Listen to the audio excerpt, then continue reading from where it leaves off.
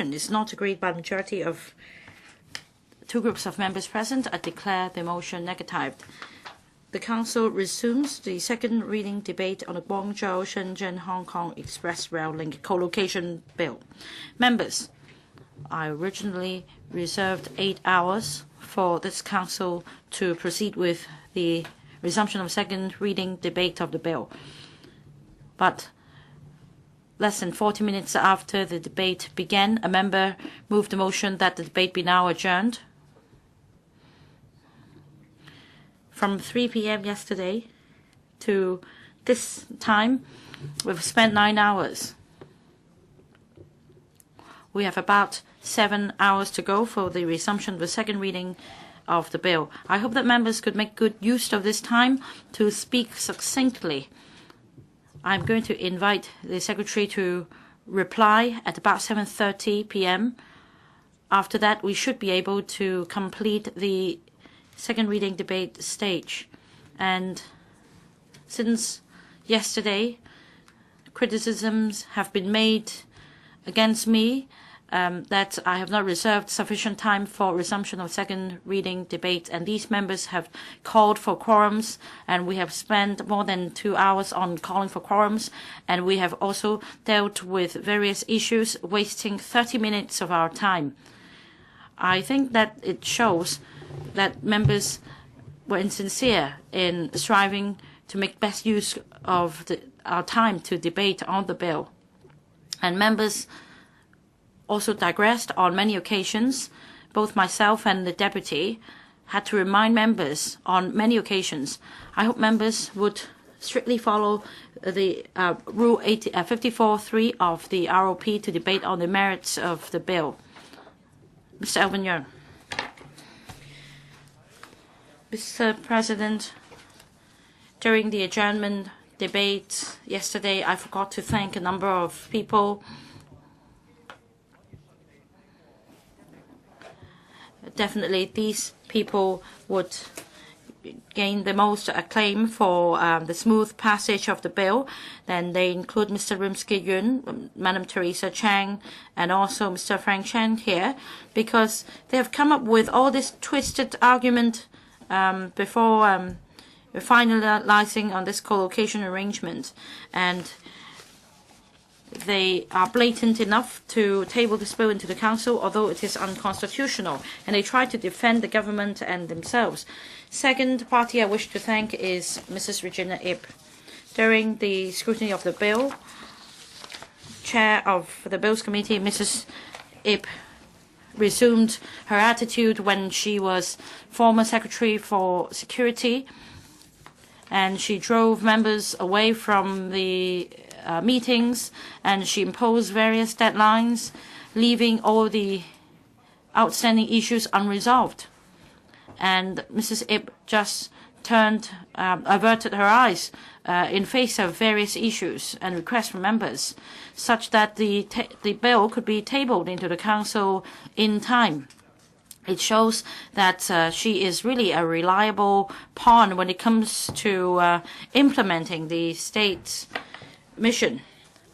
Finally, I must thank the President of this Council. Without his help, there is no way this bill could finish a second and third reading of the bill in time, consequently helping the XRL to be commissioned on time. It shows how our Council is emasculated, so that we do not have the power to carefully examine a bill. And I think that the President, Andrew Leung, is the person responsible. This is the political imbalance that we are facing. They have all the say.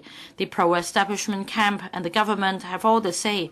From the XRL funding application to the co-location bill scrutiny, all the way to the resumption of second reading of the XRL co-location bill.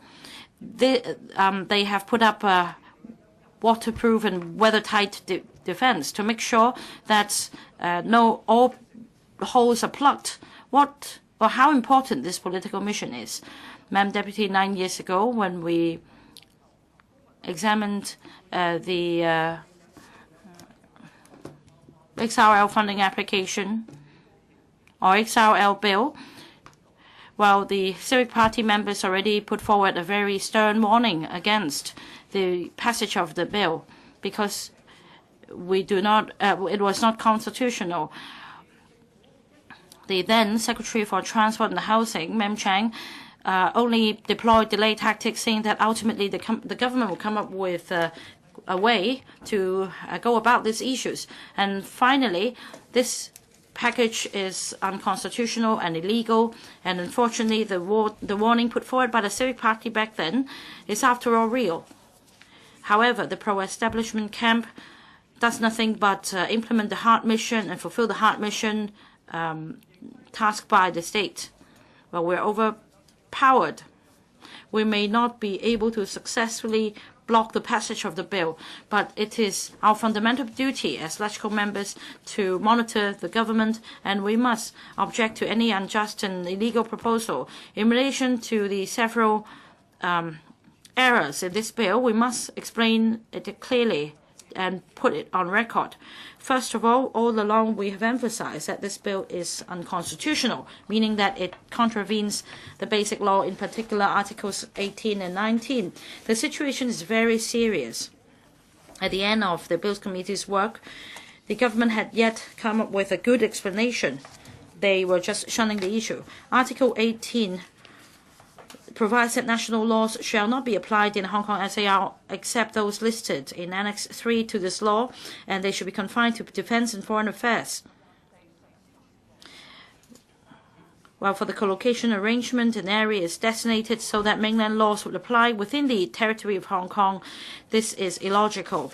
Well, the Hong Kong SAR government argues that Article 18 is not generally applicable to all persons and that it is in line with Article 18, but this argument doesn't hold water because the XRL serves everyone in Hong Kong, and as a result, the application of laws affects everyone in Hong Kong. So what kind of logic is that to say that it doesn't apply to all persons? As for Article 19, the contravention is even more glaring. An area of the MPA will have the mainland's jurisdiction presiding over, thereby cancelling the Hong Kong's jurisdiction, including the jurisdiction of courts. And that also goes against Article 80 and 82 of the Basic Law. Article 82 provides the power of final adjudication shall be vested in the Court of Final Appeal in Hong Kong. Well, that means if the goal is legitimate, if there is great interest involved, even the adjudication power of the Court of Final Appeal can be compromised. Well, according to the Department of Justice, those cases do not apply to the situation. Well, when it comes to the economic benefits to be brought about by the XRL, Mr. Frank Chan, Secretary, who is here, also admitted that they may experience a downward adjustment. So is it really the compromise we should make so that we're giving up on our legal system and rule of law? And whether it is an appropriate balance, and must we be so utilitarian? Third point, safeguarding human rights.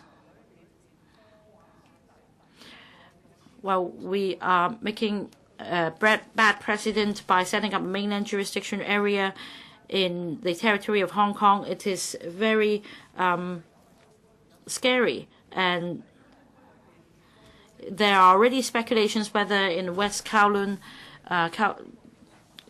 area the phones may be tapped by mainland authorities. Well, these may just be unfounded speculations, but after 17 meetings of the Bills Committee over the past 4 months, we have yet to hear any satisfactory explanation to allay the public's concerns.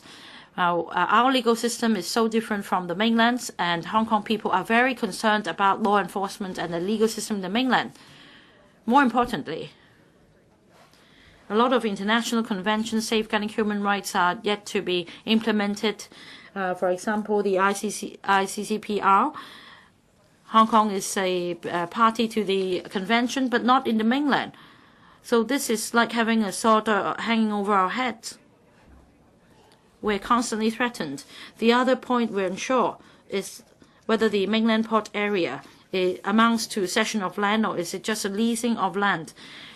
Last year, when the proposal was first floated, be it the former Secretary for Justice or the Secretary for Transport and Housing, they kept saying that the area would be leased to the mainland. But last December, when the cooperation arrangement was approved, the word lease was not included.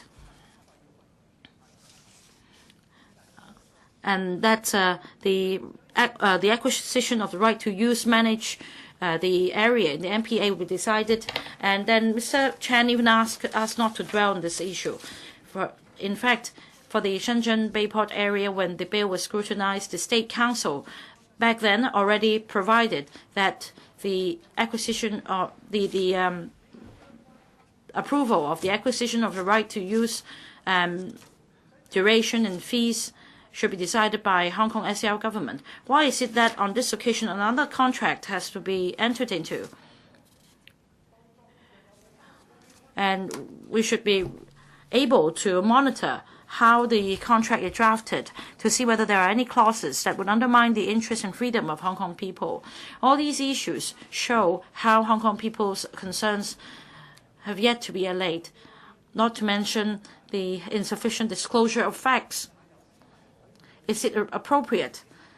Is it unprecedented? Yes, it is unprecedented. Well, when we are taking down this route, which is even more inappropriate than the Shenzhen Bay Port model, I really cannot support the government's bill. Point number 5, I'm perplexed because the West Kowloon Station would be managed by the Hong Kong MTRCL.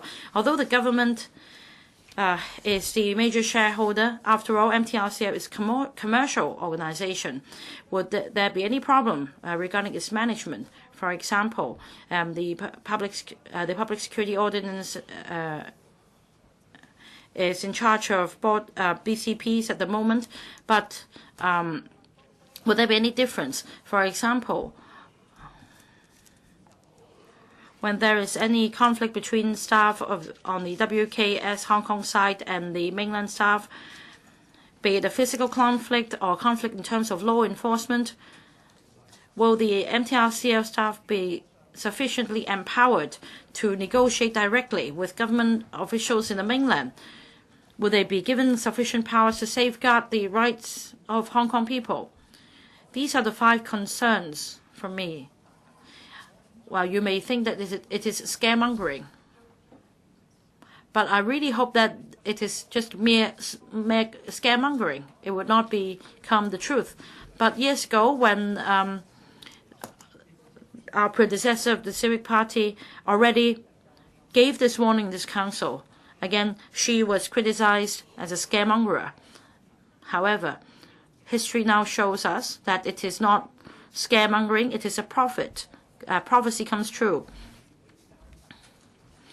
The XRL bill, collocation bill, shows how important our role is to monitor the government.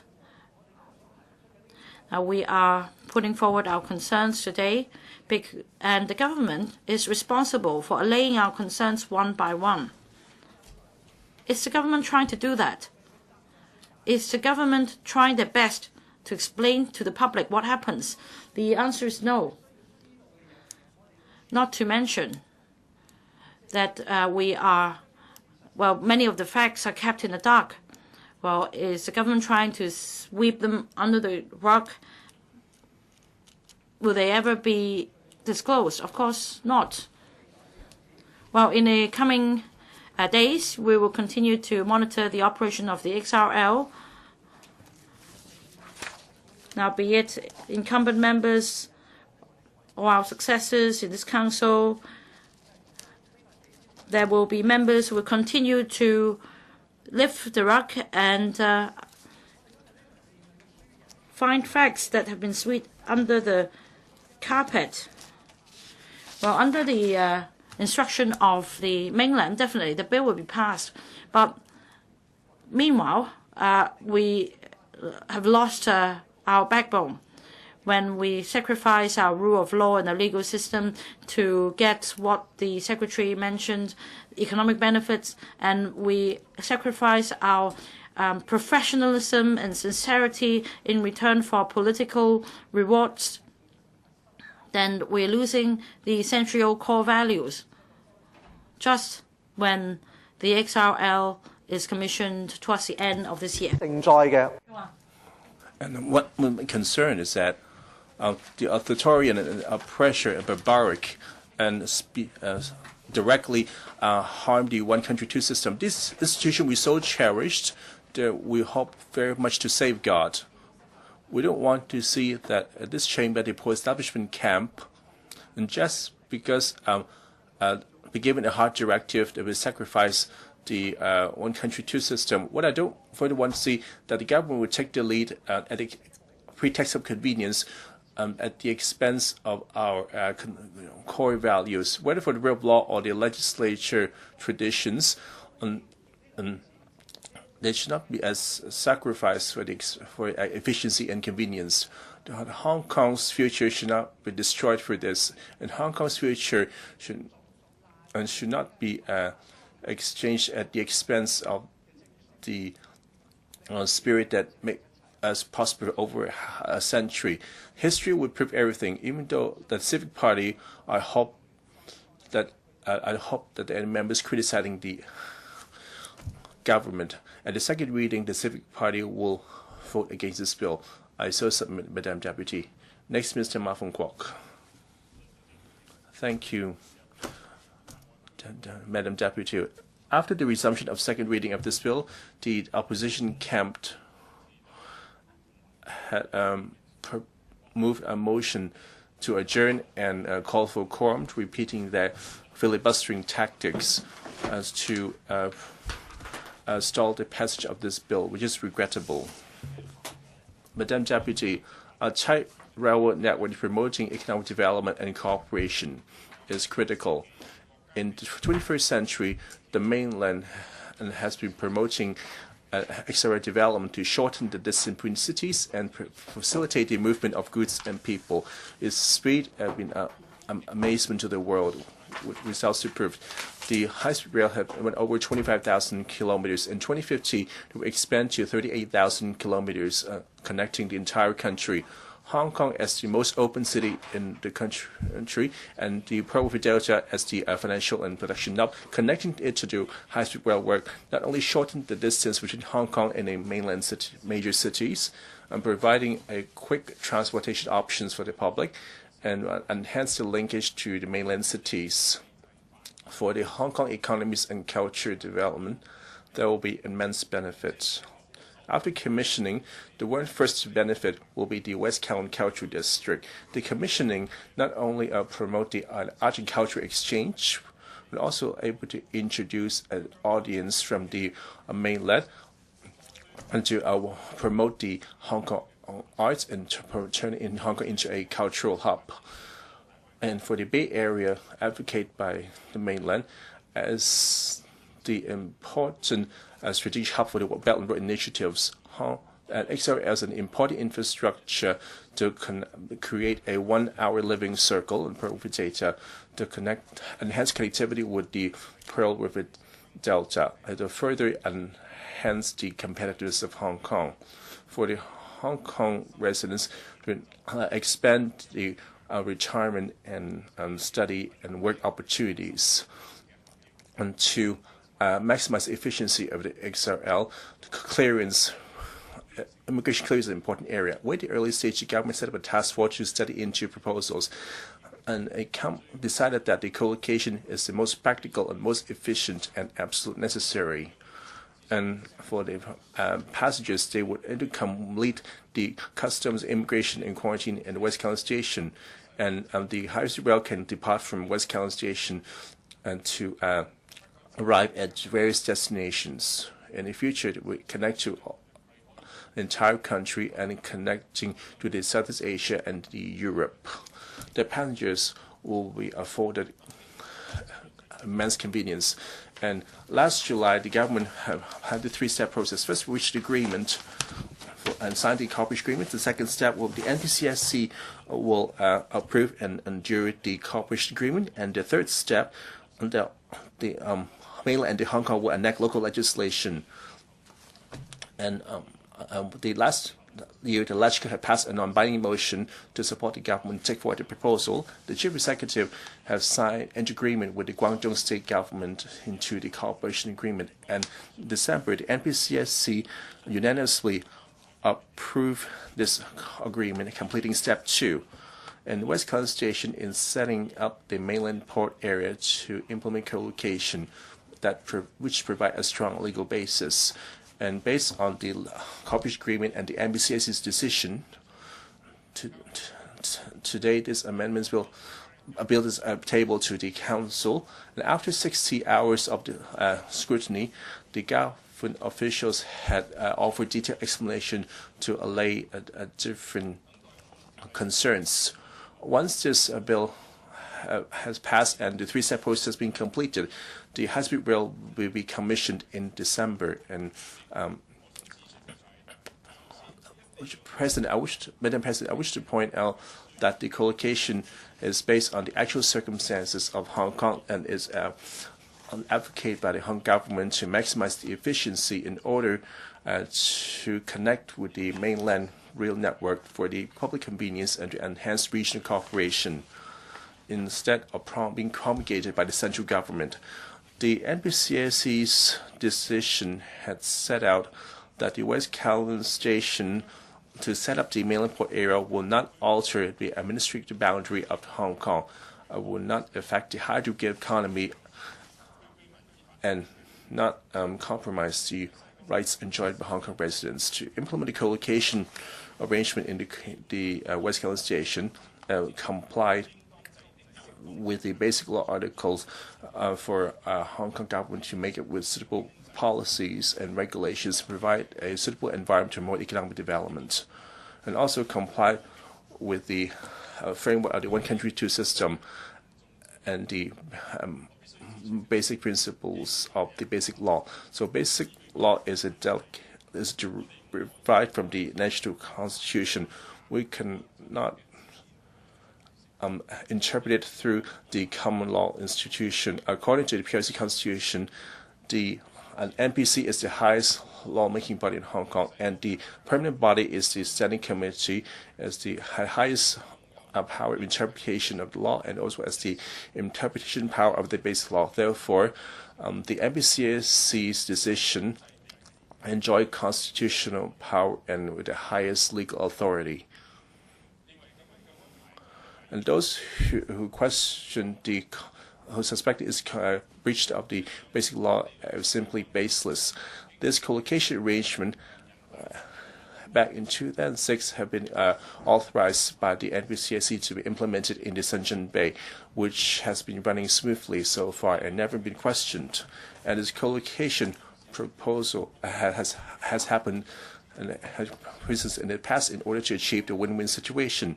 And Hong Kong fall within one country, therefore there should not be any obstacles. Madam Deputy, the Hong Kong high-speed rail have been delayed due to unforeseen reasons, and originally planned for opening for 2006, and it lagged behind and will not be commissioned until later this year. There's no way to make up for the lost time. However, we should not dither anymore. I hope this bill can be passed as soon as possible to complete the three-step process so that the external passengers can enjoy convenience and the good co-location arrangements. I support the passage of this bill. Next, Mr. Wu Chi-wai.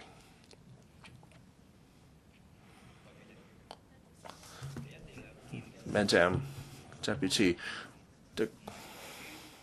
the key issue of discussion is whether co-location is truly convenient and whether the Hong Kong public like the high-speed rail or not. And for any mode of transport that at convenience that will be welcomed by the public. This time, the high-speed rail and the institution of co-location sit at the crux of the problem. The pro-establishment camp has claimed that the Shenzhen Bay Hong Kong port area is a successful example. The Shenzhen Bay example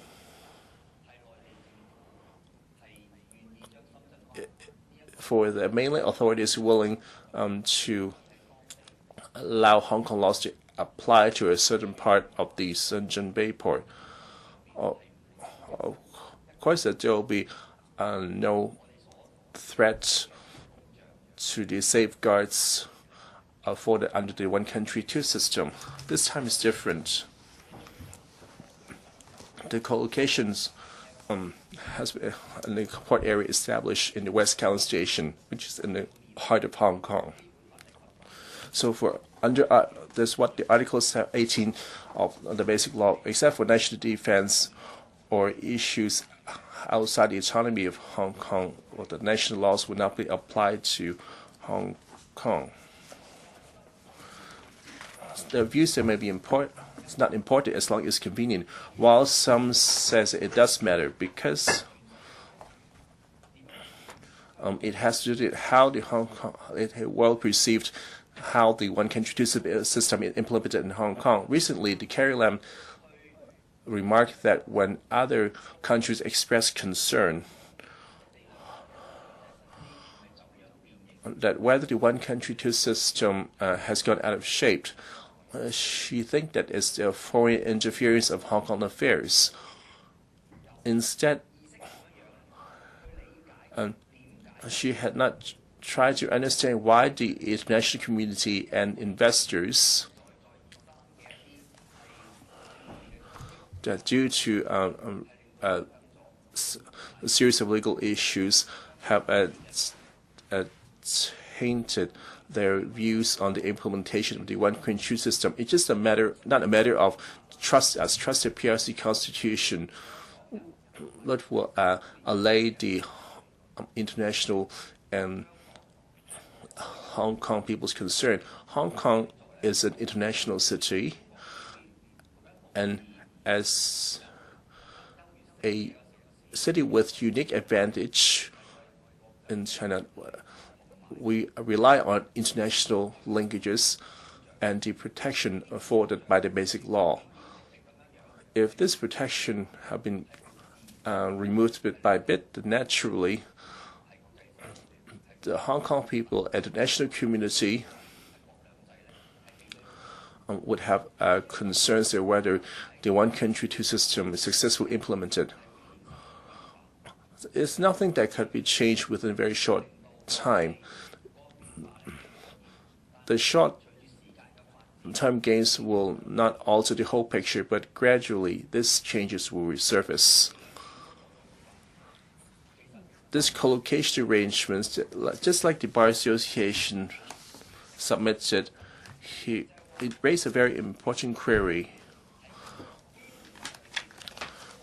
If we're not able to find provisions in the Basic Law and only rely on the NPCSC to decide on a cooperation agreement and imposed on Hong Kong, in this way, that will create a huge loophole and concern.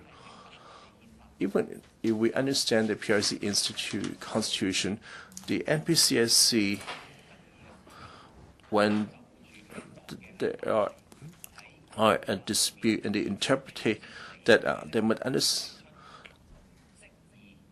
interpret or explain the law from the Basic Law perspective. This time, they will not bother with the interpretation and claims that the NPCSC is imposed on the framework for us to enact local legislation. That's a bad precedent, and that leads to worries as to what might happen in the future. As I said, as I spoke earlier, I asked the Secretary about that. Would this arrangement be just confined to this co-location arrangement at the West Kowloon station of the XRL, because now we can't turn back on the SRL. But you dare not answer that. We asked the Secretary for Justice whether it won't happen again, but no, you dare not answer because no one knows what the political development will be like in future. So you are actually telling people now, once you open this floodgate, we don't know what will happen. We could be opening the Pandora's box.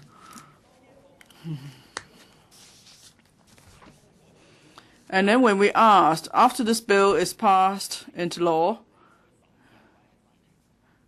if the courts would have to,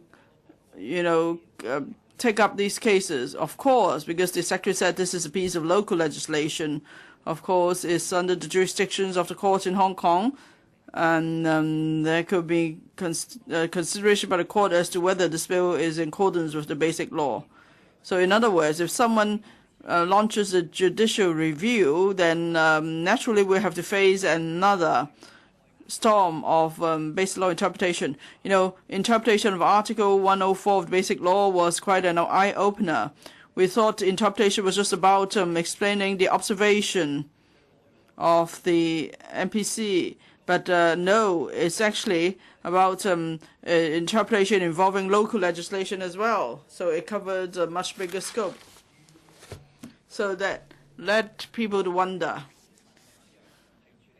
if the CPG and the Hong Kong SL government most cautious in dealing with co-location. Let's say you just couldn't come up with any other alternative. Then maybe you should have turned the MPCSC decision into a form of interpretation of the basic law. You shouldn't just have this big umbrella covering everything. Is that not a crisis? Now, when you can't even do that, then of course we're worried. Is the SAR government, working secretly with the CPG? So therefore, after this bill is passed, there will be a judicial review, and that will lead to interpretation of basic law, and then there will be another opportunity for you to interpret the basic law in a much wider context. So that's the basis of my worry, because if that's the kind of interpretation, then it naturally won't be just focused on co-location arrangement, but rather it will be general interpretation as a matter of course, and then such an interpretation will cover a much wider scope with far-reaching implications. So for this reason, the Democratic Party believes that the co-location arrangement at the West Kowloon station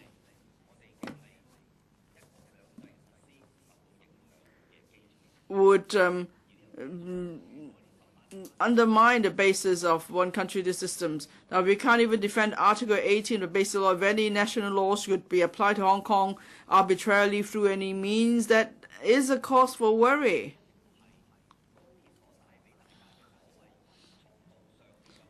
And, we're told the XRL will bring us convenience and speed, but they cannot make up for the worries I'm talking about. Now, just now we're talking about whether it's convenient. Well, Secretary, you said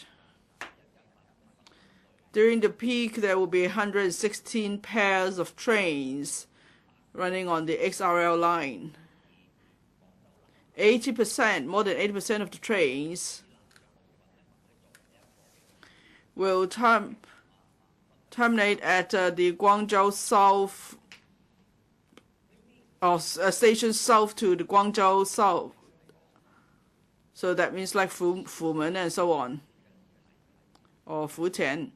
Well, we may not have direct links with these places now, but there are plenty of other options, such as road networks or other modes of transport.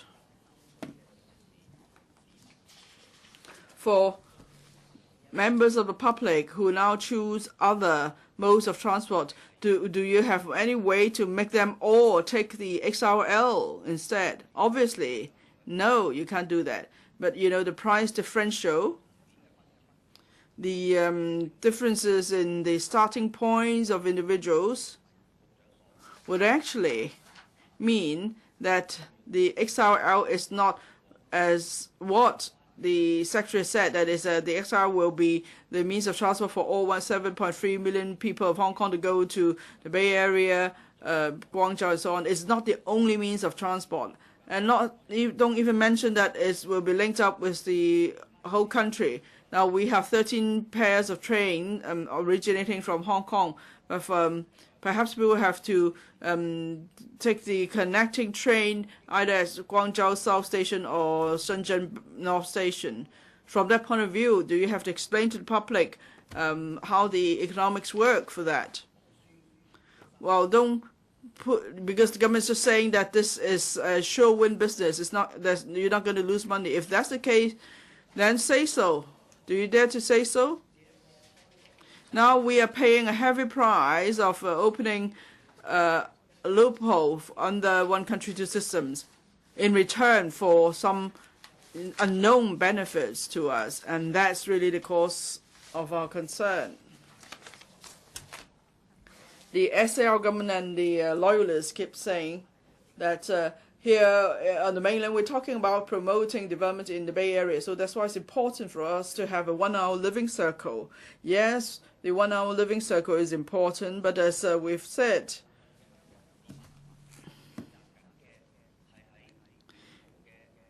you can do an analysis.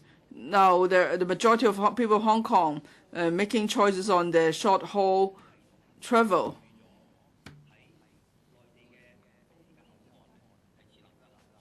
Now, originally, there's supposed to be a mainland port on the mainland side for the XRL. If you could do that, it would be a win-win for all.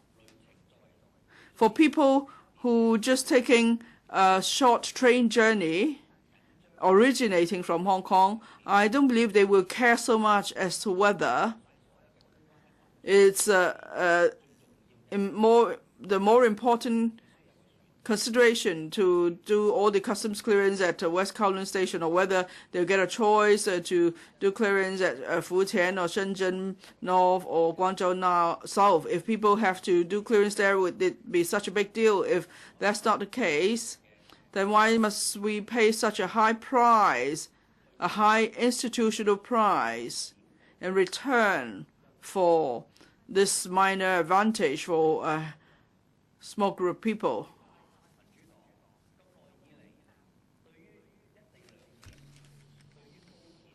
The Democratic Party has always stated our concern is the institutional change would undermine Hong Kong's advantage as a city against other cities on the mainland, and that's really the crux of the matter.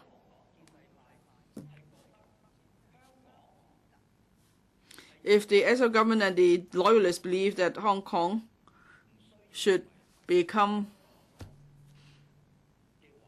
part of Bay Area instead of being Hong Kong itself, well, that's exactly where we differ in terms of ideology.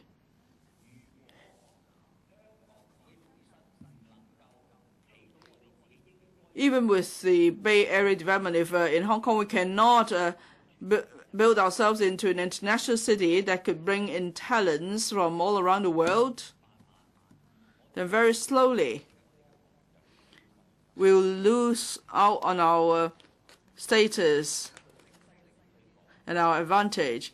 And by then, it doesn't matter if we scream, localism or Hong Kong first or whatever, that will be too late. When we become Bay Area people rather than Hong Kong people, then what role is left of Hong Kong? So are we going to let us complete our historic mission under one country, two systems earlier than scheduled by being integrated with the Bay Area? Well, that's something the Democratic Party cannot accept. The one country, two systems is the most important shield to defend Hong Kong, so we have to defend it. Thank you. Mr. Kenneth Lau. Thank you, Madam Deputy. I speak in support of the Guangzhou-Shenzhen-Hong Kong Express Rail Link co-location bill tabled by the administration. Now, last year, the government announced the three-step process for the co-location arrangement. It's almost half a year now. In November last year, this council passed a non-binding motion on follow-up tasks for the co-location arrangement. And then earlier this year, we formed a bills committee to consider the bill in detail. There were 70 meetings totaling 45 hours. There were also 2 full days of public hearing. And now we are at the last stage of the process. That is, we resume the second reading debate of the bill. The bills committee had a tough process doing clause-by-clause scrutiny of the bill. The community is highly concerned about the co-location arrangement, for example, whether it's in accordance with the PRC constitution and Hong Kong's basic law. And what about the emergency and rescue arrangement when there should be incidents? But these are not the toughest part of the scrutiny of the bill, because the government addressed all these concerns they also in writing. The toughest part of the scrutiny process is that opposing members kept asking questions. They kept charging from the seat. They created chaos. They deliberately left the conference room to make possible an abortion of the meeting. So they just try to waste time and block the scrutiny of the bill. Fortunately, at crucial moments, the chair of the Bills Committee, Mrs. Regina Yip, was always able to take decisive action and make decisive decision. Now, the XRL is an important mode of transport. Hong Kong is an important means for us to be integrated in the transport network of the mainland. Now, as long as there is a proper transport link, then there will be a free flow of people and goods and so on. Now, after the co-location arrangements in place at the West Kowloon Station, passengers could complete customs and CIQ clearance for both mainland Hong Kong in one go, so they don't need to have their documents checked several times and so on. So it's very convenient.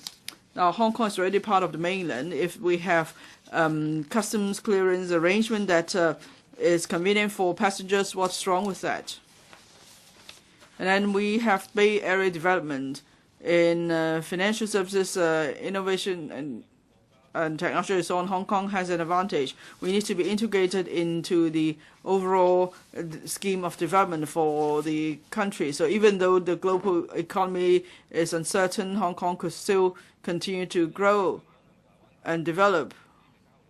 Now, in future, there will be more free contacts and communications among the 9 cities in the Bay Area. So the XRL will be an important means of transport for professionals and talents in Hong Kong to go to the mainland for further development. Some question the constitutional and legal basis of the bill. They believe this arrangement of the mainland port area where mainland laws will be applicable are unconstitutional and unlawful. Now, the cooperation arrangement is signed between Hong Kong and the CPG. So this is even after we completed the 2 steps of the 3-step process, there has to be local legislation in Hong Kong to give effect to the cooperation arrangement. As the administration is repeatedly explained under Articles 6 and 4 of the cooperation arrangement, the mainland port area is considered an area lying outside Hong Kong but within the mainland. So this is a clause is to give effect to the cooperation arrangement for implementing co-location. For the 2007 Shenzhen Bay Port area legislation, there's a similar arrangement. Co-location is not unique to Hong Kong. Over the past decades, over the world, there have been introduction of co-location arrangements. For example, in the UK, they also have a cooperation arrangement introduced in 2001 to short-haul passengers of the Eurostar. In 2003, it was extended to cross-strait ferry service, designated ports. As cross-border train, high-speed train, the feature of the Eurostar is that they have co-location of CIQ facilities between UK and France. That means that designated ports or train stations, immigration control counters would be set up for the relevant and law enforcement personnel to do the clearance procedures and the CIQ procedures for arriving passengers, so that when the passengers arrive at the destination, there is no need to go through the procedure once again. Take, for example, a journey from London to Paris. French officials would conduct the clearance procedures in London so that on arrival passengers could directly enter Paris. This is an example of an agreement signed between the two places in advance before local enactments were made. And it is also in line with one country, two systems on this occasion. There are concerns that in relation to trains in operation being designated as MPA, there is a concern that it is a restriction of freedom. But in fact, it's up to the passenger to choose whether to take the XRL or not. If you do not agree with co-location, you can take other means of transport, such as other trains or by air to the mainland. It is a mode of transport that is convenient for the public. You may not fully agree with the rules of another place, but you need to respect other people's rules and laws. There are also comments that co-location amounts to cession of land. I think this remark comes from distrust of the Hong Kong and mainland government. No matter how many hours of debate we have, we cannot ease this kind of distrust. For example, Hong Kong people may be concerned that their data, personal data, may be stolen without their consent. And a member asked whether evidence is gathered from mobile service providers for the investigation of criminal cases in the mainland. According to the administration's reply, mobile service operators belong to the reserved matters. And as a result, in the MPA, Hong Kong laws apply, and that includes whether the client's data privacy is protected. I think that the basic law already provides reasonable safeguard to the rights and freedoms of Hong Kong people. Even though there are questions over the heads of some, we must still have faith in our legal system. 主席，喺香港嘅地理 Mr. President, well, it is rather a novel concept to set up an MPA within the territory of Hong Kong, but when it comes to actual operation, I can envisage that we might need to make minor improvements, but it doesn't mean that it is not feasible. But it is because of the scaremongering conspiracy theories of the Democratic camp that we asked to stay put. But if we do that, we'll be losing a lot of opportunities, so that we will lag behind other neighboring cities. In the previous two public hearings, Mr. President, the majority of deputations which attended supported the co-location arrangement. The Democratic camp always claims that they respect public opinion, but now they are ignoring public opinion, and they are not doing any good to the development of Hong Kong. On the contrary, they are they will just they drag on their feet and undermine the development of Hong Kong. So I support the early passage of the bill so that the XRL can be commissioned in time in the third quarter, and I also support introducing a time limit for our debate. Mr. Vincent Chang. Thank you, Mr. President. We've heard about the construction of the express rail link for over 10 years. Now we've come to this stage when we resume the second reading of the XRL collocation bill. I've been keenly looking forward to today's debate. I really want to bring in public's views into this chamber so that I can explain public's opinion to the opposition camp, which continues to say that the collocation bill is unconstitutional. I recall back then in 2009, the government decided to construct the XRL. In 2010, the Finance Committee approved funding for the construction, and there were attempts to filibuster and delay the passage of the funding application. We're at the stage of trial operation of the XRL. Whether or not we can have the XRL Commission in September depends on whether we have sufficient quality control of the construction work, for example. It also depends on whether we can complete the third step of the three-step process in the legislature. At this critical moment, I hope members would look back at all the controversies arising from the location of the WKS, its construction, and other issues. And a lot of time and effort were spent on, say, scrutinizing the bill, negotiating with the mainland authorities, and consolidating the legal basis for the bill. We can even write up a book about the procedure. At the end of March, I joined LegCo, Mr. President, but over the years, I have been very concerned about the construction and development of the XRL. Many residents, many members of the public have always asked me, as they are puzzled.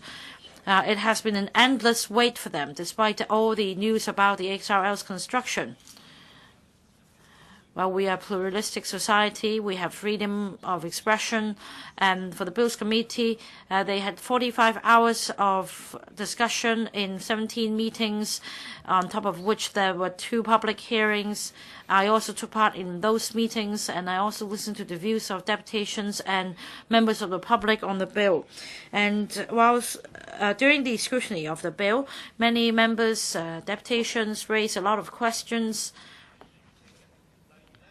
urging the administration to clarify on matters, for example, a contingency liaison mechanism, and whether we also we have a mechanism of contact point for both places.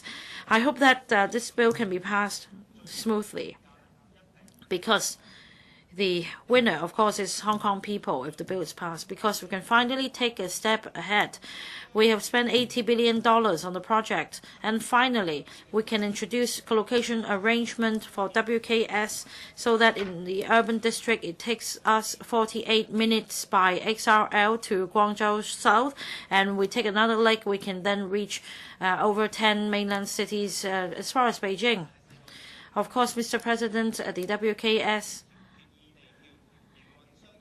the operator will charge handling fee if we are to purchase tickets to other cities apart from Guangzhou South.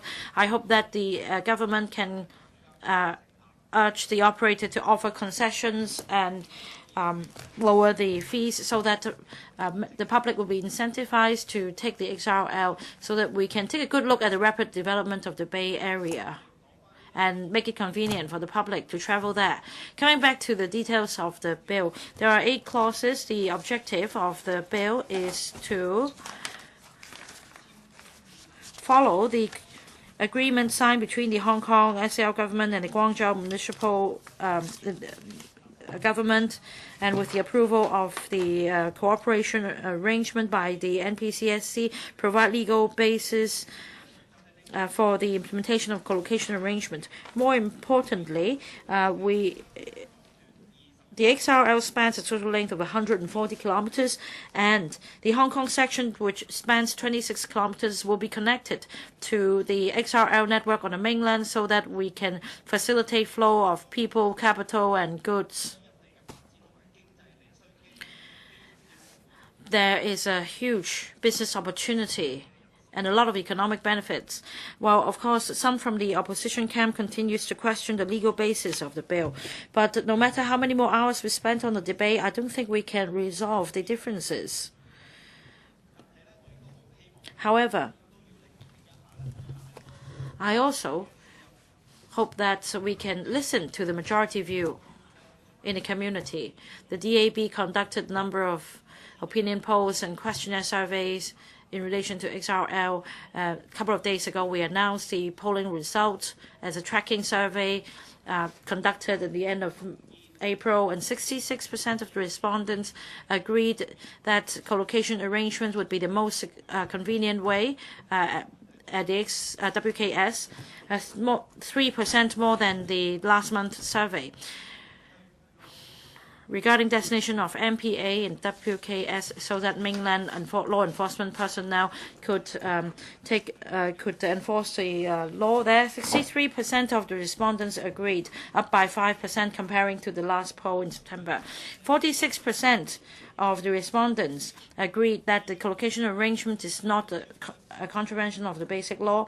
As for one country, two systems, over 50% of the respondents agreed that the one country, two systems principle is not undermined. All in all, we see majority support of the public for the XRL bill as well as the co-location arrangement. So more publicity should be done, Secretary, to explain to the public that the co-location arrangement is absolutely in line with one country, two systems. The public is looking very keenly forward to the XRL's commissioning, especially in my constituency. Many residents ask when they'll be able to take the XRL because they would like to go back to their hometown soon, and they would also like to visit relatives and go sightseeing in the mainland, go on business trips, and it would be convenient for them to have XRL. I therefore don't agree with the amendment that the bill should only come into operation and be gazetted 1 year after the bill is passed. I don't think this is acceptable to the public. Some members also question the DAB survey results. They say that this is misleading, and you have less than 70% of the public supporting the MPA being designated in the WKS. Does it mean that we are faking the survey result? Well, the other fallacy is this, Mr. President. Well, there is a question on whether co-location arrangement is against the basic law, and that we should not just focus on the public opinion, but rather professional views. Well, of course, legal advice is important. Public opinion, however, is equally important, and if NPCSC confirms the cooperation agreement signed between the Hong Kong and the Guangzhou provincial government and the MPCSC is of the view that the co-location arrangement is in line with the PRC's constitution as well as the basic law. However, the opposition camp suggests that it lacks legal basis. You have the freedom of expression. You can question the legal basis. You can cast a vote to indicate your objection, but you should not resort to filibustering and delaying tactics, which the public resents strongly. In my view, the co-location arrangement has a strong legal backing. Mr. President, looking at the meeting yesterday and today, we've spent 9 hours on the adjournment motion, and yesterday we spent more, there were more than 10 quorum counts, and it's really contradictory, because when you talk about not having sufficient time to discuss the bill, you deploy various delay tactics. Is it a waste of time? I think that it absolutely is. As an electoral member of the Kowloon West constituency, I would also like to talk about my aspirations when the XRL is commissioned. At the end of April, I went on a site visit at the WKS of the XRL, and I understand on a daily basis there would be 109,000 passengers of the XRL, on an hourly basis 5 or 6,000. And I'm more concerned about the supporting the transport of the XRL in Kowloon West, for example. You should plan in advance and do a projection on how many people will be taking buses and coaches, etc., after taking the XRL. And during its initial commissioning, a task force could probably be set up by the Secretary, Transport and Housing Bureau, to oversee this. If this bill is successfully passed in the legislature, that will serve as an important milestone. The government still have a lot of room to enhance the technical arrangements and continue to negotiate with the mainland. I very much look forward that upon getting results, you must brief the LegCo. During the test runs, if at any irregularity detected by the MTRCL, they must come clean to the public as soon as possible. Upon commissioning, for any operationals and for the dispute on the jurisdiction or the safety in the mainland port areas, the IDAB will continue to actively follow up. And also look forward that the administration and the MTRCL must continue to enhance the transparency and regular updates to LegCo on the operations of the Hong Kong section of XRL. Madam President, I support the passage of this bill. Mr. Kwang Chun-yu. Thank you, President. Mr. Vincent Chang has a point. So he recount back in 2009,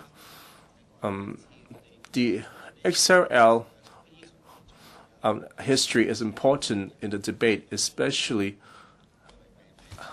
Mr. Vincent Chang mentioned about the high XRL fever. I thought it was some kind of disease. Otherwise, we have to ask Professor Lee Kwok Leung what to do. Because after today, 10 or 20 years from now, Hong Kong will be plagued by this problem. We sacrifice the basic law and the proof of law. That is an unmistakable fact. Talking about the history of the high-speed rail.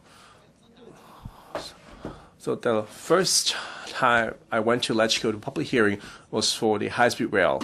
What happened back then, that during the construction, so we passed through the underground, new territories underground, and yet the planning has not consulted the villagers. I claimed that this speed rail would demolish the homes of the elderly. Back then, the society is quite polarized on this. Why are we using so much public money to build a railway which the new territorians will not use? The 4+ residents of new territories will not take the high-speed rail to the mainland because it will either be a long-winded route. The initial cost will be 65.7 billion. This billion may be beyond our comprehension. However, in 2009, back then, we could use the money to buy back the Eastern and Western Harbour Tunnel, and we could have give a $10,000 handout to every Hong Kong residence. So, like Vincent Chang was speaking, I remember what I was doing in 2009. I attended a public hearing and representing the views of the Chuen Long West Station. If you're not from the Choi Yun village, you wouldn't understand their pain.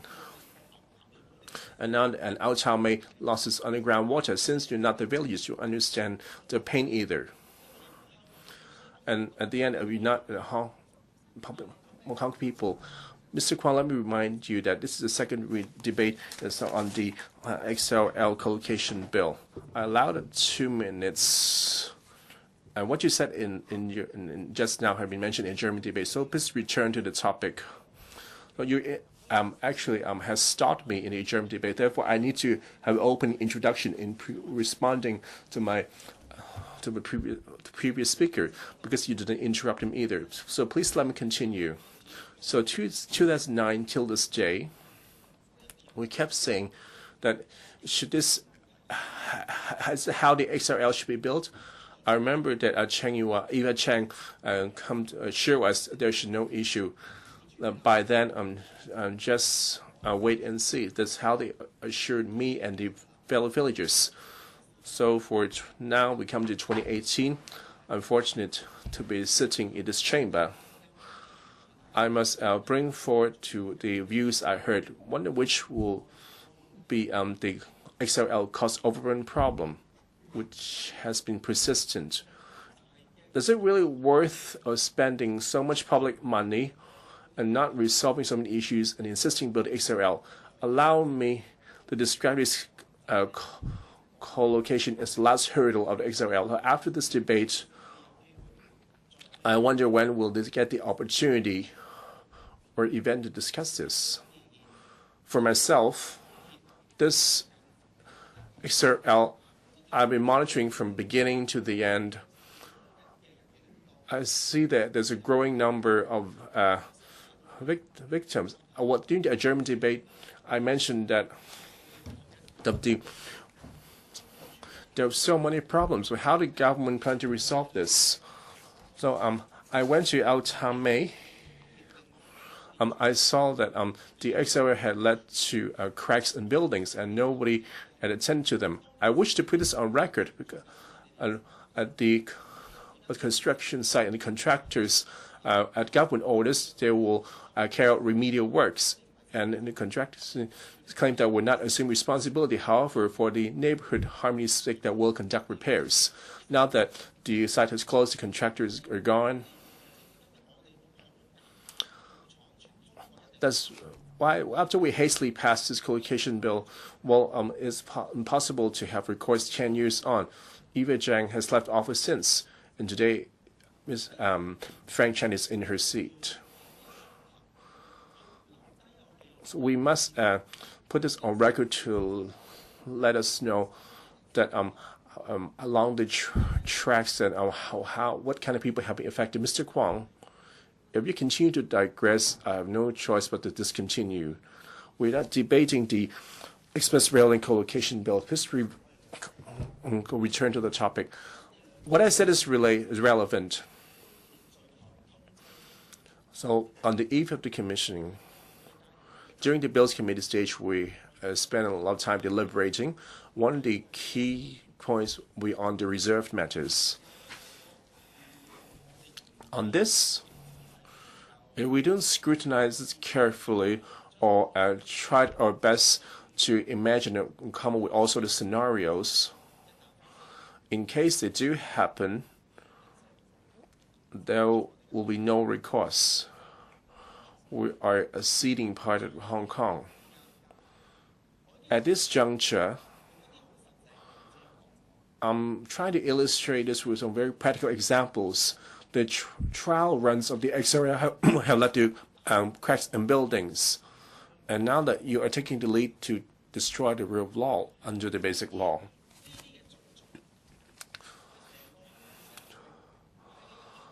All these, when you get that word from the street, you can discuss with ordinary folk when you talk about the 8 major items or the reserved provisions about any safeguards. The public may not be on top of it. Well, back in 2009, we already mentioned that there will be a lot of issues that come with the construction now that the prophecy has been fulfilled, and now that all these problems, by then you are delineate these responsibilities, and how does the mainland and the Hong Kong personnel can reconcile, work with each other? Back then we had envisaged them, anticipated them. So before us, this colocation bill, we tried to count enough votes for it to pass. Isn't that pathetic? Didn't we come up with other proposals? When I was a member at the Yulong District Council, and there are different NGOs come with different proposals for government considerations, that the government disregard all these proposals and think that its proposal is perfect. However, I think it's been flawed from the construction to the colocation bill. And at this moment, we still have countless questions that the administration could not adequately explain. The public may ask, if you want convenience, even my colleague mentioned, and now that we have to pay for service and handling when buying the train tickets, it gets to the point, well, there will be press report today that there will be a leakage and even rodent infestation in the West Kowloon station. I think it's superb. So these are the problems we can see with our eyes. This is our last occasion to set a record to urge the administration to respond to this. How do you plan to attack this mess? Or you just think that you just want to tough it out? So 10 years later, it will be none of my business. We spend way too many. So just what you said a decade ago. So at this final hurdle, we need to think the spirit or the with the initial controversy. This is my last warning. If we continue to digress, I have no choice but to discontinue your resolution. We're discussing the co-location bill instead of the express rail link. They are two are the same thing. Please return to the topic. I'm a new member, you're new president. If you're not familiar, you can ask Mr. Jasper Chang, the ex-president. So before us, the problem with the co-location bill, if we allow this bill to pass,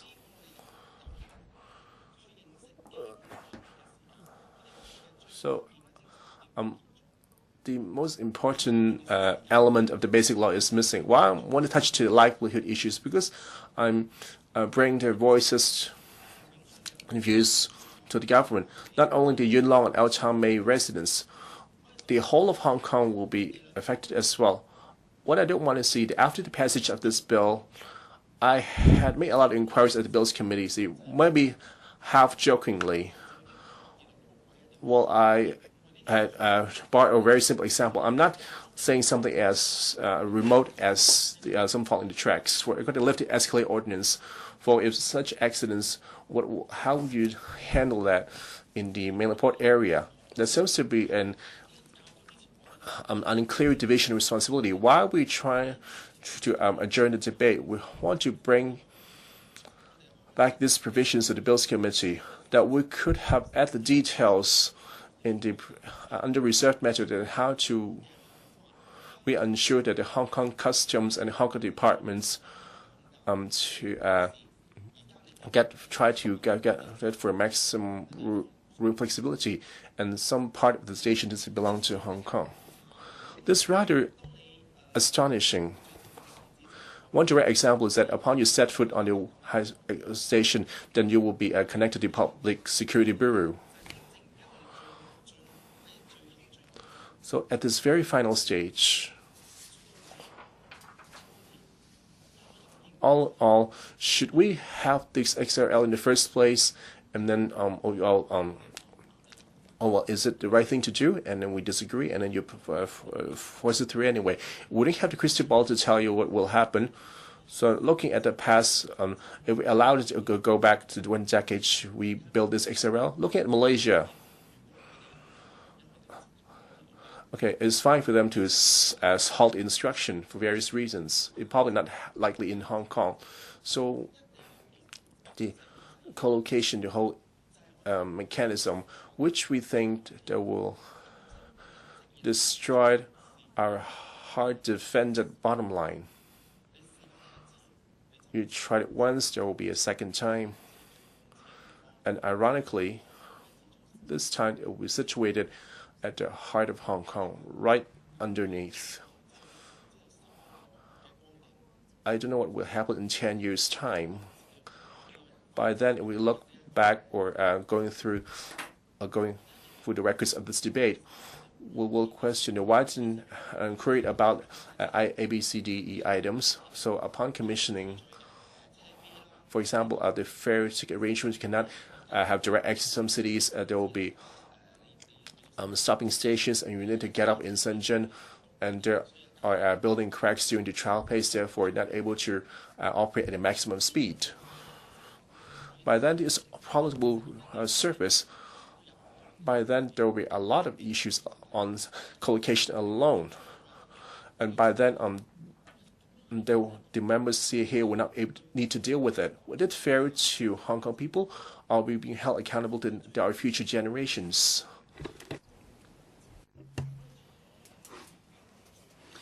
Now, I think what is so unique about Hong Kong, what is so appealing about Hong Kong is that Hong Kong is Hong Kong. There's a line there. You know, we mind our own business. We've been doing it fine. You know, we are the pearl of the Orient, and then our creativity, our productivity, they've never dropped. But in recent years, there's change in the political climate. There's the completion of the XRL, and then the co-location becomes a land seating arrangement. And then The government just say that take my words for it. I say it's fine. You don't need we don't need to give you so much information. Now that's the kind of attitude of the MTRCL. And they even deceive themselves with their own lies. And a few years later, there's change of personnel. That we can't hold anybody accountable. But we still live here. We still need to ask the question: what kind of a Hong Kong do we want to leave to our next generation? So I need to go back to the very start of my speech. 2009, I started following the case with the Choi Yun village case. And at the time, there were already concerns about how laws could be enforced within the boundary of Hong Kong. We gave warning about that, and there was some, we talk about it now. And Vincent Zhang mentioned that 10,000 people protest. So we could only just speak about this now here in this chamber. Please stop. Mr. Ray Chen. With a very heavy heart today, I am speaking on the second reading of the Guangzhou-Shenzhen-Hong Kong Express Rail Link Collocation Bill, because this will be another dark chapter in the history of LegCo. It is in June 2018, this council is going to pass a bill that is unconstitutional and unlawful, and we're talking about gross breach of the basic law here. I don't know why the SL government or even the Beijing government had to go for the worst option in bringing in mainland laws and trampling one country, two systems, thereby setting a bad precedent. But of course, the bill itself has many ambiguities, loopholes, or even lies. I would like to tell all members here, now we have come to the stage of debating this bill. It's no longer about whether the XRL should have been built or whether it has high or low economic benefits. And it's not about whether we like the XRL or will take it or not. And it's not about an opinion poll as to how many people in Hong Kong support the XRL or co-location. What I'd like to focus on is this. This bill before us is unlawful. It is against the basic law. So some members asked why we're acting against the views of the public when so many people support it. No, sorry. If it's against the law, it's against the law. It doesn't. That is not the case that because the public support breaking the law, so we will go along with public views. Rather, we should first amend the legislation. The SL government or the Beijing government had many other better options to deal with the bill. Why must they opt for this the worst option? Why must they opt for the option that would do the most damage to one country, two systems? Because under this bill, there will be a mainland port area within Hong Kong, and that is an area that is considered regarded as lying outside of Hong Kong, but lying within the mainland. But actually, this MPA is still within the boundaries of Hong Kong. But with this bill, we will designate this mainland port area as an area outside the jurisdictions of Hong Kong. And through this bill, mainland laws could then be applied in the MPA. Now, according to Article 18 of the Basic Law, unless there are national laws listed in Annex 3, in Hong Kong we will only practice the main Hong Kong laws. So the whole purpose of the bill is already in contravention of Article 18 of the Basic Law. Every member who took an oath here vowed to defend the Basic Law, but the government is forcing members to pass this bill. So mainland laws could be applied in a particular area within Hong Kong. Even if we want to pass this bill a minute late or a day late, you label us as sinners standing in the way of everybody. But as members of this council, how can we possibly pass this bill which is obviously in breach of the basic law? So for members who vote in support of this unconstitutional and unlawful bill, they are actually not they're actually going against their pledge to defend the basic law. So in this week or two, we see the biggest incident, mass incident of people breaching their vows in history. Now, there are so many better options and alternatives. How come the governments must opt for this particular approach? I have to ask this question.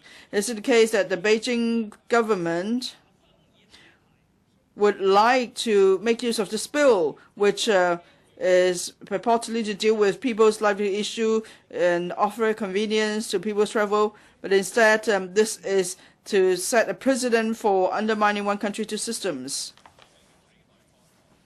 Now, if we have co-location on the mainland, then it won't be against one country, two systems. That's the alternative. Or we could amend the basic law to amend the boundaries of the SAR, so the mainland port area won't be within the boundaries of Hong Kong, and that won't be against the basic law, and that won't deal such a blow to one country, two systems. But the Beijing government and the SAR government believe amending the basic law is not a good option, and they say it's not necessary. So you're doing this because you want to set a precedent for the sake of expediency. So for the sake of convenience and speed, you want to set a precedent in undermining one country, two systems. The SL government and the pro-establishment government have to go as far as they could to ignore all articles of the basic law and allow mainland laws to be applicable to a part of Hong Kong. If it works this time, would there be more attempts in future to apply mainland laws to other parts of Hong Kong? Why do I say that this bill would set a really bad precedent? Because it's very possible that the government could use the same logic and on many different other subject matters to apply mainland laws to other parts of Hong Kong. Because the SL government did not promise that this is one exceptional case, it would not happen again. We kept asking the government to answer this question at the Bills Committee meetings. That is this co-location bill, which provides for designated area for the application of mainland laws, is one-off. But the government never said, yes, it's a one-off. We're not going to introduce mainland laws to any other parts of Hong Kong. No, the SL government actually refused to give that promise. Now, some members said, Dr. Priscilla, I remember vividly, she said, no, we can't. You can't just make this an exception. If there's something good, or the more the better. So why? So of course, Hong Kong people are worried. Now, the government says that the co-location bill is in line with public interest. There's an urgent need for it, and the social costs and the economic benefits are proportionate. And then the government also says something preposterous, that this bill is not just to mainland laws, not just to be applied to the whole of Hong Kong, it's just to be applied to this confined area.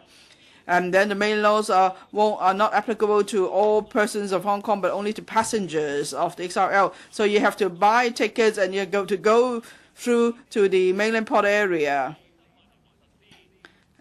And then these laws are not to be enforced by the Hong Kong law enforcement agencies, rather the mainland agencies. So they have rehearsed these arguments many times. And if this is what you call the proportionality test, and it's just the opening of the Pandora's box, then Hong Kong people will be even more worried, because you could actually distort the meanings of the basic law like this. And so this bill will become a precedent, and for other economic benefits, the government will again cite the proportionality test, and then other bills will be passed into laws, because in this council the majority is the pro-establishment camp. Whatever Beijing said, the government said, the loyalists will support them. So there'll be more introduction of mainland laws to Hong Kong. So by then, one country systems would only exist in name. Well, actually, I'm no longer thinking about this bill because this bill is bound to be passed. I'm just thinking what will happen after this bill is passed. What is the sequel? That is, as you know, there will be judicial review. So that's why recently I'm reading many books on judicial review or interpretation by the NPC. Now this book is on NPC interpretation, and I believe the next round of NPC interpretation would be because of the collocation bill. Now I know some from the pro-establishment camp, well, Mr. Porcher is here. That's why some people like him would say that because it's so controversial, so we should pass the law as soon as possible so the matter could be resolved in the courts as early as possible. And in other words, they're saying, no, bring it on. We're not scared. That's what they're saying in effect. Now, after judicial review, there could be many scenarios. That is, the NPC could take the initiative to interpret the basic law even when there's not a case. I don't know if that's in accordance with basic law. Or maybe someone has applied for judicial review, but before we get to the Court of Final Appeal stage, that is before the Court of Final Appeal asks the NPC for interpretation, the NPC may take in the initiative to interpret the basic law, like in the case of Article 104. Now, the Bar Association made a statement on the interpretation Article 104. I would like to share with you what they said. Now, if there's to be NPC interpretation on the collocation bill, the damage to be done would be even bigger. Now, when there was the interpretation of Article 104, Bar Association said that in the NPC SC's explanations, they have given details, but it's not necessary and inappropriate. And then that will back questions from people in Hong Kong on the CPG's determination in maintaining a high degree of autonomy and one country, two systems in Hong Kong. Now, if the collocation bill will lead to NPC interpretation, there will be far bigger impact on Hong Kong in terms of rule of law and its international image. Well, then people will say, well, then don't seek judicial review. Then there won't be any NPC interpretation. So, as a broad principle, that is, this bill is against basic law. But apart from that, there are many ambiguities in the bill. There are plenty of there are innumerable loopholes, and there are in all the detail. The devil is in the details, and these are the reasons why we cannot support the bill. Now I'm running out of time, so I could only make highlight one or two points. For example, for mainland law enforcement agencies or personnel, do they have the right to move from the MPA to the non-MPA? This is not stated clearly in the bill. According to the cooperation arrangement, mainland officials may not enforce the law in the port area, but it's not stated clearly whether they can enter the port area.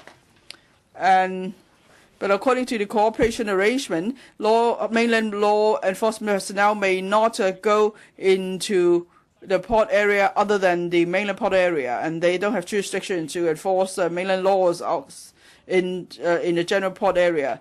But it's just the cooperation arrangement says that the mainland personnel may not enforce mainland laws in the port area, but they don't say whether they can enter the port area. So I'm going to move an amendment in the committee stage that is there will be heavy penalties. What if a mainland law enforcement personnel go into the non-MPA? Well, it's because I want to highlight that this bill doesn't address this issue. Another ambiguity is the definition of mainland laws. Mainland laws appear repeatedly in the bill, but there is not a definition for mainland laws in the bill. But then in the bill it says that in the MPA mainland laws are applicable. For persons performing duties in the MPA, they must observe mainland laws. Now, generally, by mainland laws, we generally regard it as statute law or clear directions, but what exactly mainland laws, that's not clear. On the mainland, there are many orders or instructions that are not part of the statute, but and they could actually override other laws on the mainland. So for these reasons, I'm very much against this bill that's against the basic law that damages one country, two systems. And I believe this bill is full of loopholes, so this should not be passed by this council. Therefore, I'm definitely going to oppose the second reading of this bill. Now, many in the public may think the same as Frederick Ma, that is, members who oppose this bill are just standing in the way of everybody. But I firmly believe that, that we should insist on that. Now, it's like when we opposed the link route, many said that we were standing in the way of people. But then the problems we predicted then all materialized. So for those who are going to support the coalition bill, be prepared to face the consequences. Mr. Yu Siwing. Mr. President, first of all, I declare that I hold a position in a company that is an agent for selling the National Railway Network tickets, and we may be selling XRL tickets in the future. I support the co-location bill. Since its planning in 2004, it has taken us 2018 before the XRL will be commissioned. After the CN Council approved and endorsed the proposal, we experienced a number of hiccups, including the funding application, and we have come to the local enactment stage, and there have been a lot of hiccups. For Guangzhou section of the XRL, it was commissioned as early as 2011, and we are 7 years behind, although we started planning at the same time. And when CN Council approved the proposal, the construction cost back then was $44 billion, and the estimated date of completion was 2014. But because of complexity and difficulty of the works, political bickering throughout, the works have been delayed, and the construction cost has escalated, and finally the construction cost has increased to $84 billion. The opposition camp tried to gain political mileage by launching attacks, accusing the proposal of undermining one country, two systems, such that many started to question the efficiency of the XRL, and many even started to oppose the XRL. They believed that the ticket revenue could not recover the huge operational costs of the XRL, and in the end it would be nothing but a white elephant project. While these criticisms do not truly consider the real economic benefits of the XRL, with the rapid development of the national railway network and improvement in economies around us, and more frequent exchange with other places, we have more and more outbound activities for different purposes. We must grasp this opportunity. The government must do proper planning and invest in transportation and infrastructure so that we won't lag behind, so that we can all board this high-speed development train of the mainland. The XRL, therefore, should be regarded as an important transport infrastructure so that it can contribute to economic development.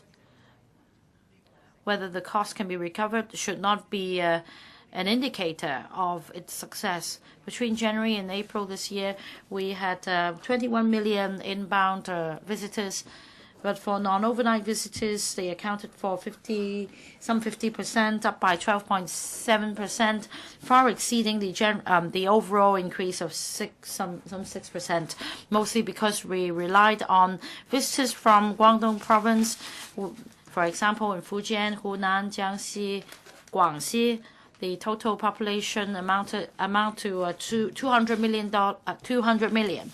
And with economic improvement in these cities in recent years, these cities now account for 13% of the total GDP. However, for travel between Guangxi and Hunan by air, there is only one flight per day and 3 flights to Guangxi, so that it's really inconvenient for the residents in these cities to come to Hong Kong, and they are disincentivized. When the XRL is commissioned, we can definitely attract more potential and prospective visitors to come to Hong Kong and spend money. And Hong Kong can also be the interchange, and we can make our multi-journey travel packages more attractive. In the long term, we can boost our status as a regional transport hub. And with over 2 million people in Hong Kong, with Fujian as their native place, and they are now getting older and they have mobility issues. Instead of taking coaches or expensive flights, they would rather stay home and not visit their relatives. If the XR is commissioned, these elderly people can bring their younger generations to visit the relatives in the homeland and facilitating exchange. I am of Chiu-Chao origin, and I understand from my native town they would also like to see the commissioning of the XRL so that they could visit their hometowns. In future, the national railway network will be expanded from 4 vertical, 4 horizontal to the layout of 8 horizontal and 8 vertical, and the total railway length will be further expanded to 30,000 kilometers. Although the Hong Kong section has 26 kilometers only, once we're connected to the national high-speed rail network, we will be part of the vast network to different places and make it convenient for our passengers. And our people, especially younger people, will have more travel choices and development opportunities and plan for their future. To give full play to the potential of XRL, co-location arrangement is the only option. According to a number of civilian survey polls, there is over 50% support of the XRL, and the supporting rate is increasing. I am confident that when XR is commissioned, as more members of the public enjoy the benefits of the XRL, there will be more support from the public. Just like the Chek Lap Kok International Airport, where during its initial commissioning, there were quite some controversies. But 10 years down the road, no one would question the economic benefits of the international airport. The crux of the controversy has to do with the opposition camp putting forward questionable questions.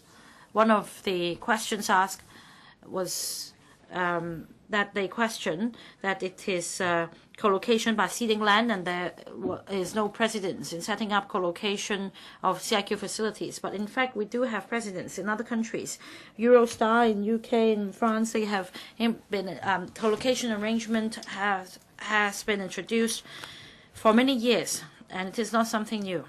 And there is no question of ceding land, as long as it is done within the basic laws framework and local legislation. As long as that we have a cooperation mechanism, I don't see any problem. Co-location at Shenzhen Port Bay, Hong Kong port area is the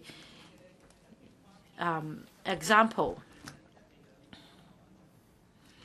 We need to ensure that co-location arrangement can be implemented successfully by allowing mainland personnel to enforce the law in MPA. And that is why I hope the opposition camp would not continue to block the passage of the bill. The PLA garrison has been in Hong Kong for so many years, and the Liberation Army has all along strictly followed Hong Kong laws, and they have never interfered with the lives of Hong Kong people. Comparing to the garrison troops in the colonial era, they are much more civilized and compliant. And I'm sure that those mainland law enforcement personnel will strictly adhere to the agreement and will not breach any law of Hong Kong. The second controversy is the flaw in the design of the mainland port area. I don't think this argument is sound because, for example, for Hong Kong International Airport, with very stringent security measures in order to allow emergency rescue teams to access the airport, of course, there would be a special passageway. Well, the opposition camp requests such a plan be provided. This is a flagrant ignorance of the security at the WKS. What happens if the terrorists get hold of the plan? Third point, there is a question on whether the clearance procedures should be conducted in Hong Kong or not. I think that all other ideas of having clearance procedures in the mainland or on board the train are not feasible. The total construction cost of the XRL is over $80 billion. If clearance procedures are not done in Hong Kong, it will render the XRL meaningless. About these suggestions I mentioned, technically it is not feasible, that is to have on-board clearance. In order to do mudslinging on XRL, the opposition camp has come up with unfounded conjectures and speculations only for the purpose of scaremongering and causing panic. I think that the details of the bill have carefully been scrutinized by the Bills Committee. I hope that the opposition camp will not oppose for the sake of opposition, and they should stop filibustering. They should put Hong Kong people's interests first and make pragmatic suggestions. As for constitutional issues and other provisions, the government should also explain everything very clearly to allay public's concerns. Mr. Gary Fan. 主席，我發言呢係反對。Mr. President, I speak to oppose the collocation bill. I don't agree that it should be passed. Listen carefully, Mr. President. I am referring to the Guangzhou-Shenzhen-Hong Express Rail Link collocation bill. Well, when you kept repeating the same word, collocation, when you stopped Mr. Roy Kwong's speech saying that he was digressing. So bear in mind that it is not just about collocation. It is Guangzhou-Shenzhen-Hong Kong XRL. And Mr. Yu Si-wing talked about tourism, youth development, elderly people in Hong Kong, etc. All these are issues of concern coming from the Bills Committee, and they are very much related to people's livelihood. It is also related to public coffers. When the funding application for the XRL project was passed, since then, in terms of the financial aspects, the construction aspects of the XRL, the public has put forward a lot of questions, but these questions were left unanswered at the Bills Committee. On the contrary, Mr. Frank Chan and Mrs. Carrie Lam wrote numerous letters trying to exert influence on us, undermining the legislature's power, urging us to pass the bill as soon as possible. But all these issues are unresolved. The bill must be passed so as to dovetail with the commissioning of the XRL in the third quarter of this year. Now, the crux of the matter is that there are still a lot of legal disputes, issues, constitutional issues, suspected breach of articles of the Basic Law, and how one country, two systems principle is undermined. Well, we represent the people, we have public mandate, and we have raised issues, and the Bar Association on more than one occasion has mentioned that there is a lack of constitutional and legal basis for the collocation arrangement, and you should not only put economic benefits first, and that is why in this legislature we must not pass a bill that is unconstitutional, that is against the basic law.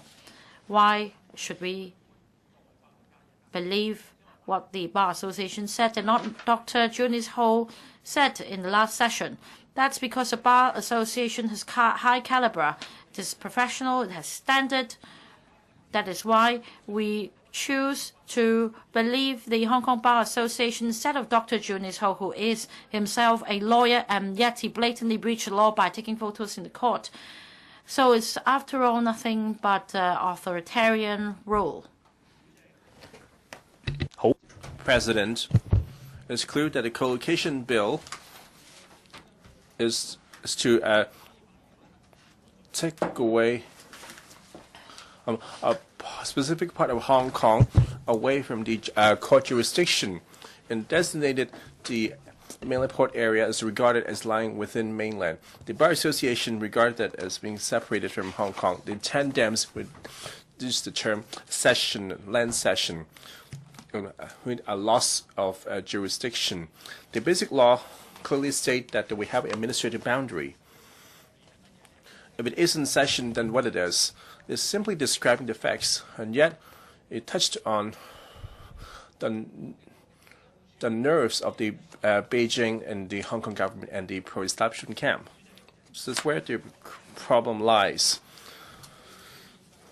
So this land cession provision has no legal basis in the Basic Law, and Basic Law Article 1819, 82, and the applicable of Hong Kong laws in Hong Kong SAR, and the Hong Kong courts have enjoyed jurisdiction and the power of final adjudication in Hong Kong. So what did the mainland government do? That the December 27th NPCSC passed a decision. It only pointed out that the NPCSC approved the implementation of the cooperation agreement and to confirm that is within comply with the PRC Constitution and the Basic Law. So this confirmation is simply a post hoc handling and never outline any basis to explain why it did not contravene the Basic Law and why it did not contravene our mini constitution. So and Dr. Junis-Ho mentioned that the NBC said that it's compliant and it should be, is override the Hong Kong Basic Law and the override the legislature and to scrutinize the bill on the premises that it would not violate the Basic Law. That is a serious assault on the one country, two system as creating a gaping hole in the Basic Law. The public will suspect that our values and the rule of law we so cherished will be under a serious impact. The Frank Chan and administration urged the government to speed things up as claim their economic benefits, and if then don't have to destroy our mini constitution, our basic law, and distort and to ingratiate towards Beijing and at the expense of the Hong Kong's rule of law. And by using a strong amount of public money to construct a hugely expensive railway. At the Bills Committee stage, I repeatedly make queries to the government. Even from the economics perspective, this Guangzhou-Shenzhen-Hong Express Rail and through the co-location arrangement at the West Kowloon Station, that a lot of questions not only threaten the rule of law and contravene the Basic Law. The government's response is disappointing. At the early stage, how much money it would lose. The government had failed to provide a detailed financial estimate. So I asked the repeated time and asked your predecessor, In 2009, when the government applied for funding, it shows that for the first 15 years, the passengers' projection, it claims that since its commissioning, and they would not require any subsidy. In the document also claimed that if the passengers' volume lower than anticipated, that even in this case, when the operating revenue, every losses will be small. And for other delays in cost overrun and to seek for additional funding in 2009, in 2016-12 provide the latest passengers projection, which they adopted its efficiency forecast, in which the government insisted upon the commissioning, no subsidy will be required, and even the passenger are a bit below estimate, and for any operation loss arisen, the likelihood will be small. And for the three secretaries of transport and housing, and all of a sudden, the Frank Chan changed the rhetoric. It claims that at the early phase of the commissioning, it's not surprising that subsidy will be awarded. For the actual extent of losses and how long would losses persist, the government have failed to explain clearly. And Mr. Chan, Secretary, claims that the subsidy will be for work out of the MTR's own pocket, as not from the government, or the operation agreement signed with the government and the MTR that MTR will sort it out itself. So that is exactly the word said by the secretary who is with us today. So if the MTR were to arrange to pay its own pockets, what does that mean? Does that mean that we pass on to the public, we pass on to the MTR passengers, such that those who did not pay, take the MTR high-speed rail and did not pay tickets, and yet an ordinary MTR passengers will need to pay for this high-speed rail. The government never explained clearly how it works, and yet urged the LegCo to pass this bill. This is a legitimate question on the finances, which the government should be accountable. According to the latest government information, upon commissioning of the Hong Kong section, so there will be 127 pairs of short-haul trains. So to Futian, Shenzhen North, and Fumen and Guangzhou South, there will be 114 pairs. And the long hauls, there are only 13 pairs. And there are 14 destinations. And back in 2009, when applying for funding, what they told LegCo, it claims there will be 33 pairs of long-haul trains. As of today, the actual figure is less than half. They failed to fulfill its promise. Why Tanya Chang claimed that Secretary is not failed to make good his word? Of course, this number of trains will affect the passengers and financial projections, which in turn will affect the convenience and the necessity and the urgency of the co-location. Do we still need co-location? That's already under question. Is it really a high-speed rail? This is also under question. Let alone that this is how scandal kept breaking out. There were work delays and so on. At the Bills Committee stage, we asked the government on the question on handling charge as for the as destinations not reached by the Hong Kong bound trains. On the related handling charges, the government failed to give an answer. It claimed that it's still being negotiated, and urged the LegCo to pass the bill as soon as possible, and otherwise you'll be obstructing the world from spinning. That's the government attitudes. Of course, and that's what the notorious MTR president Fred Ma said. The public would suspect that whether the devil is in the details. Therefore, that without the knowledge of the public and the LegCo to effectively deal with these possible scenarios, as long as the government failed to provide concrete explanations, if high-speed rail efficiency, especially on time and social benefits, and so on,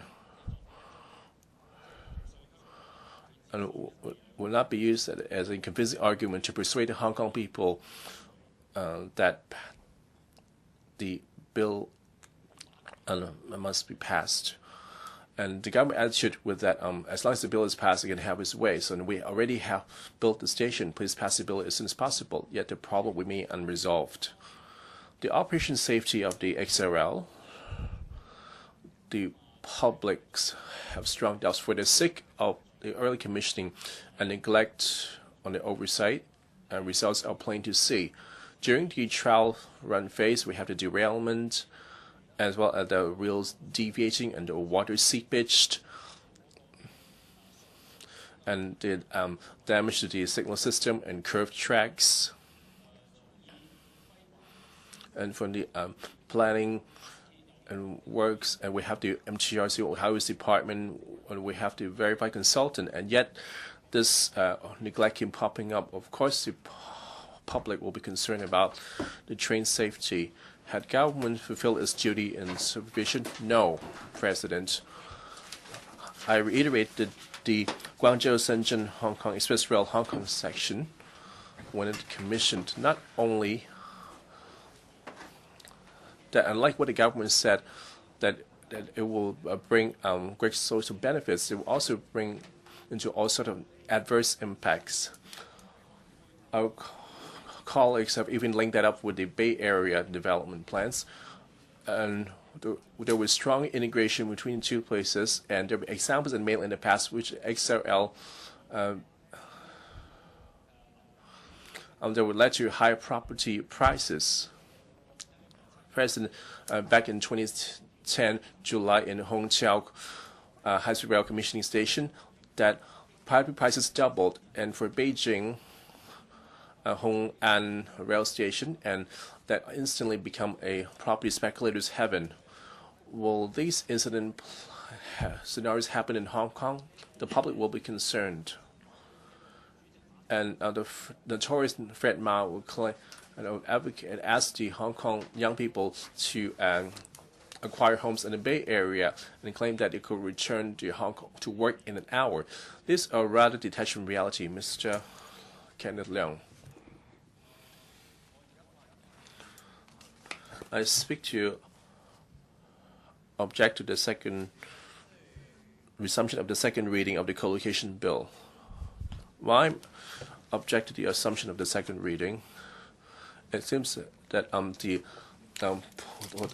this political come first. For the former secretaries for transport and housing, they come twice to let's go for funding.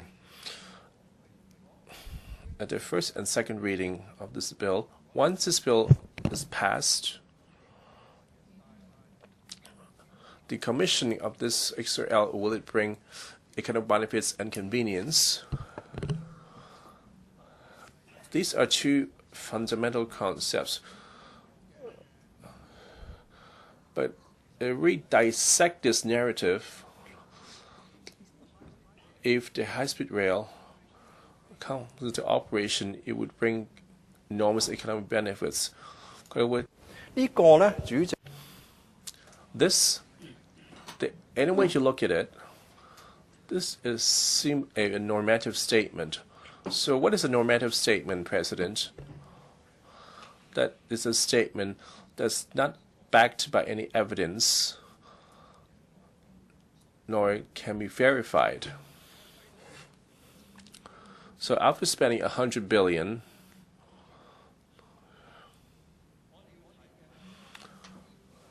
we need to look at the marginal benefits instead of this overall benefit.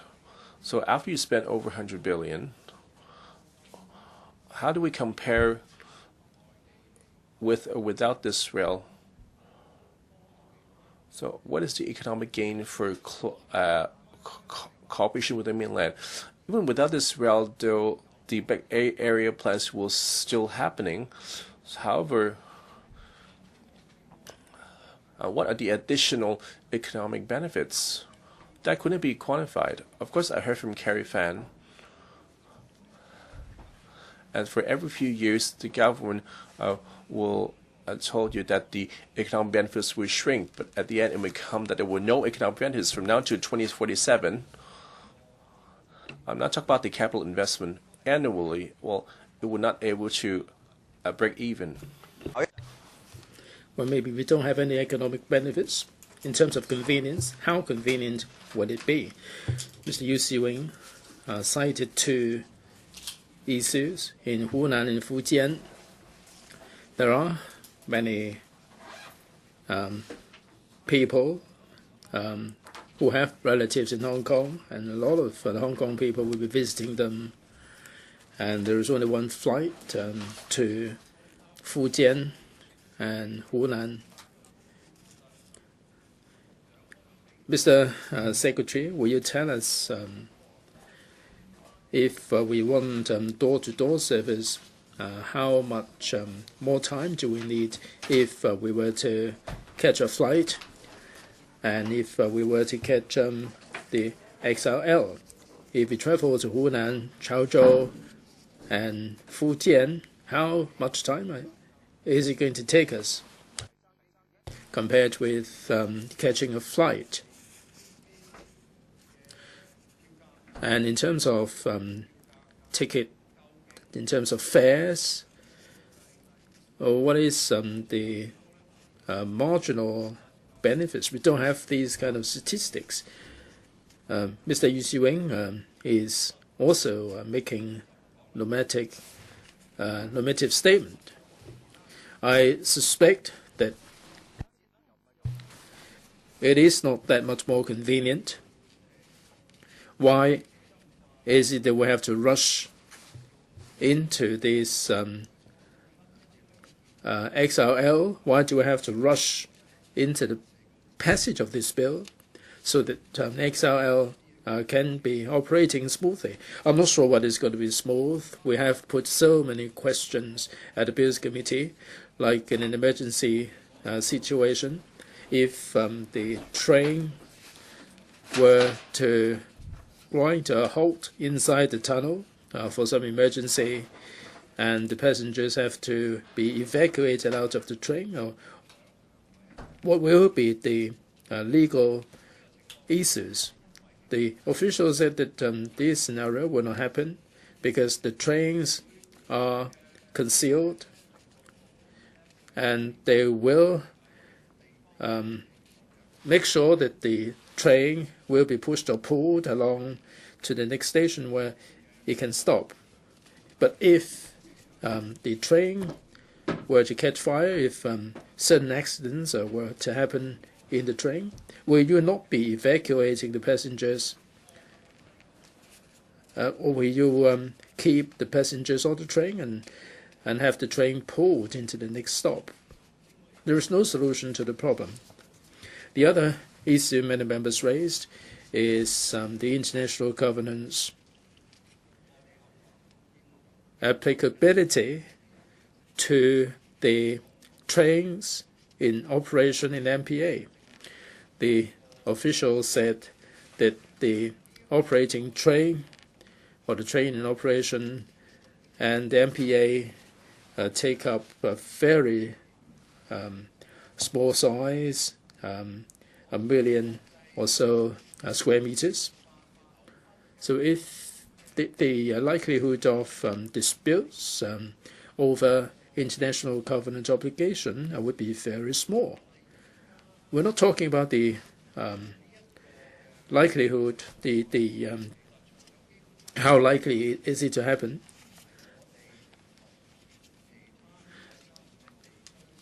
Other than compliance with the basic law, when it comes to the international covenant that we enter into with other parties, we may be on the wrong side of the international agreements. After the passage of this bill, Hong Kong SAR will lose that part of the land. Now we have the air agreement, taxation agreement investment protection agreements, loads of agreements. Do we have to notify one by one all the parties, countries, entities to these agreements and sign supplementary agreements with them? You can say a yes or no, but they're not doing anything about it. Many members raised the compliance with the basic law during the adjournment motion debate, BL 1819. They were mentioned by members. We've heard from the pro-establishment members that this is an NPCSC's decision. NPC is the highest organ, and what they say is final. But the law is a matter of common sense. Civil law is practiced in Germany, Japan, the Netherlands, of course, the UK, New Zealand, Australia. They practice common law, but the two sets of laws are not diametrically opposed. When we interpret a law, there is protocol. The difference between the civil law and common law is that they derive the laws from enactments. But since there is interaction between the two sets of laws, in civil law countries, there are many courts that would give directions regarding the interpretation of the laws. The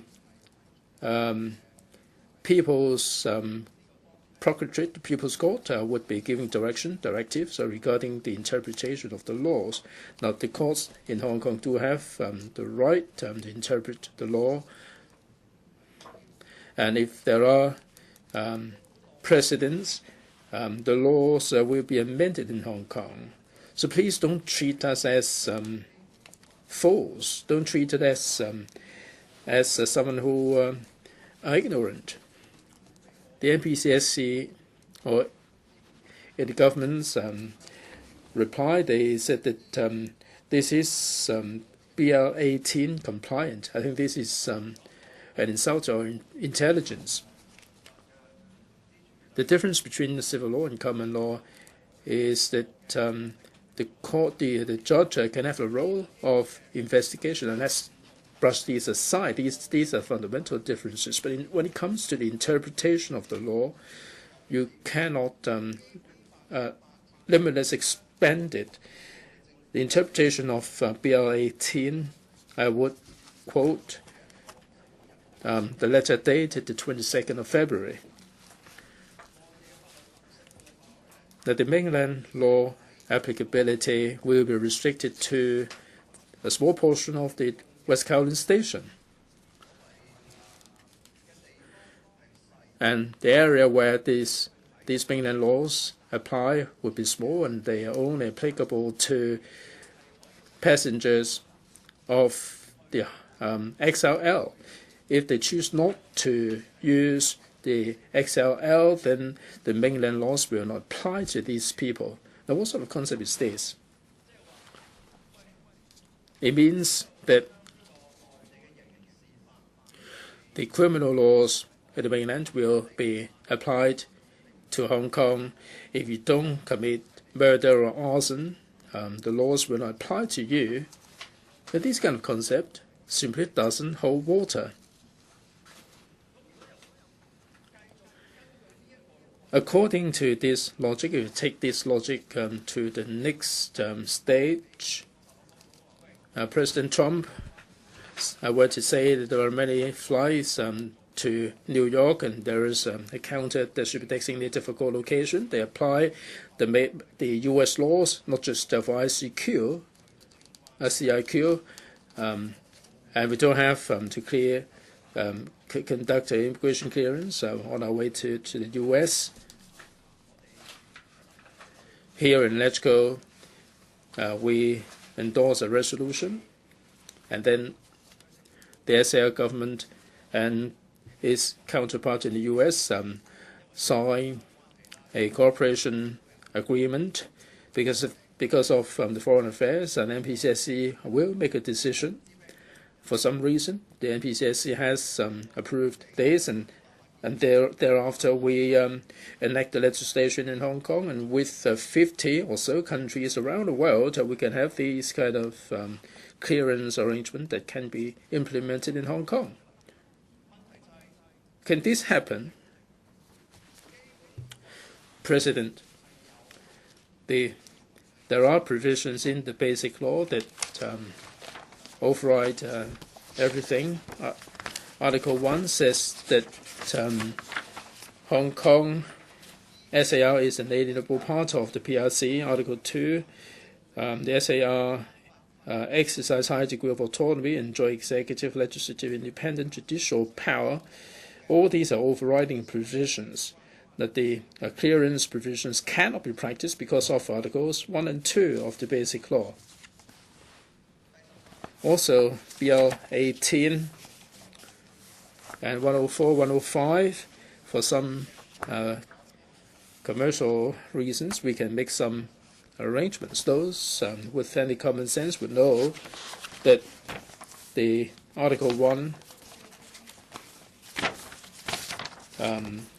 will be, Chapter 1 will be overriding, Chapter 2 will also be overriding. Relationship between central authorities and the Hong Kong SAR. If you were to amend the Basic Law, there is a 5-step process.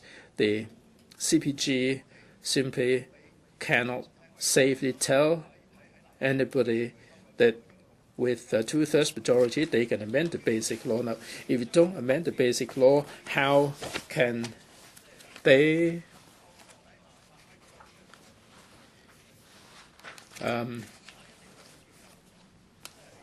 give full play to the potential of the XRL? And there is no legislative intent in the Basic Law about this. If someone reads the Basic Law, they have some idea what this is all about.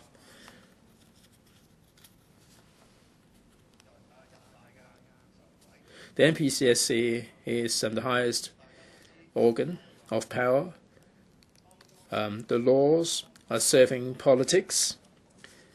The former Party Secretary General, Mr. Wu Jintao, or the present Secretary General, President Xi,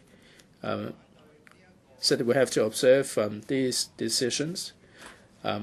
I object this second reading because the law should not be serving politics. Mr. Siu Ka-chun, President, before I express my views regarding this, I'd like to put this to Mr. Frank Chan, the Secretary for Transport and Housing. He's been here for 2 days. I'd like to send my greetings to him. Are you doing well? I think Mr. Frank Chan is unfathomable. The Bills Committee members visited the West Kowloon Station on the 30th of April. Mr. Chan rejected our suggestion. He said that you have your request, but we do have our views. But a month later, he wrote to all council members and said he hoped members would finish the scrutiny and pass the co-location bill. He said that he respected the council's right and procedures to scrutinize the bill, and he would exercise the maximum patience to listen to what members have to say. When I heard this, I thought that some said that Mr. Chen doesn't really deliver his pledges. But I feel that Mr. Chen has the patience, he has the sincerity to listen to members. But when members express their views at the adjournment motion, this may be unreasonable to him, and Mr. Frank Chen didn't bother making any response, and Mr. Chen gave concluding remarks. I am concerned about whether Mr. Frank Chen has any mental disorder, and for this reason, maybe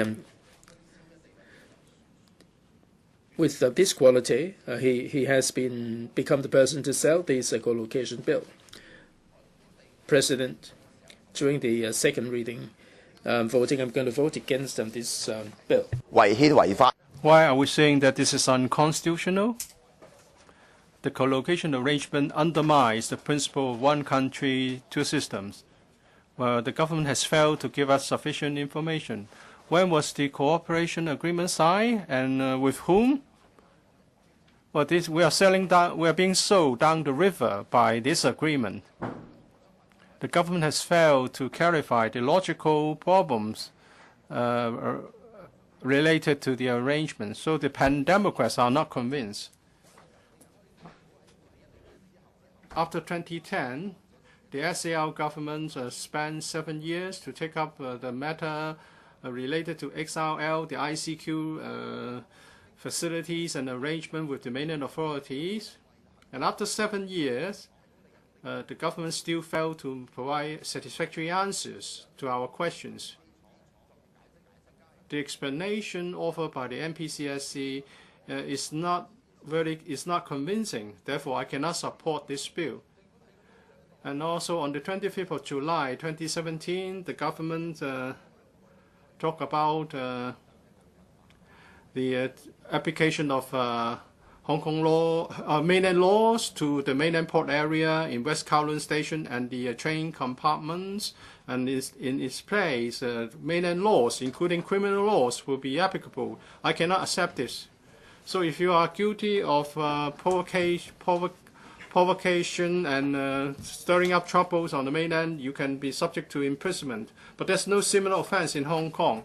Introducing mainland criminal law would lead to worries that if you stage a protest in West Kowloon Station, you will be prosecuted under mainland laws.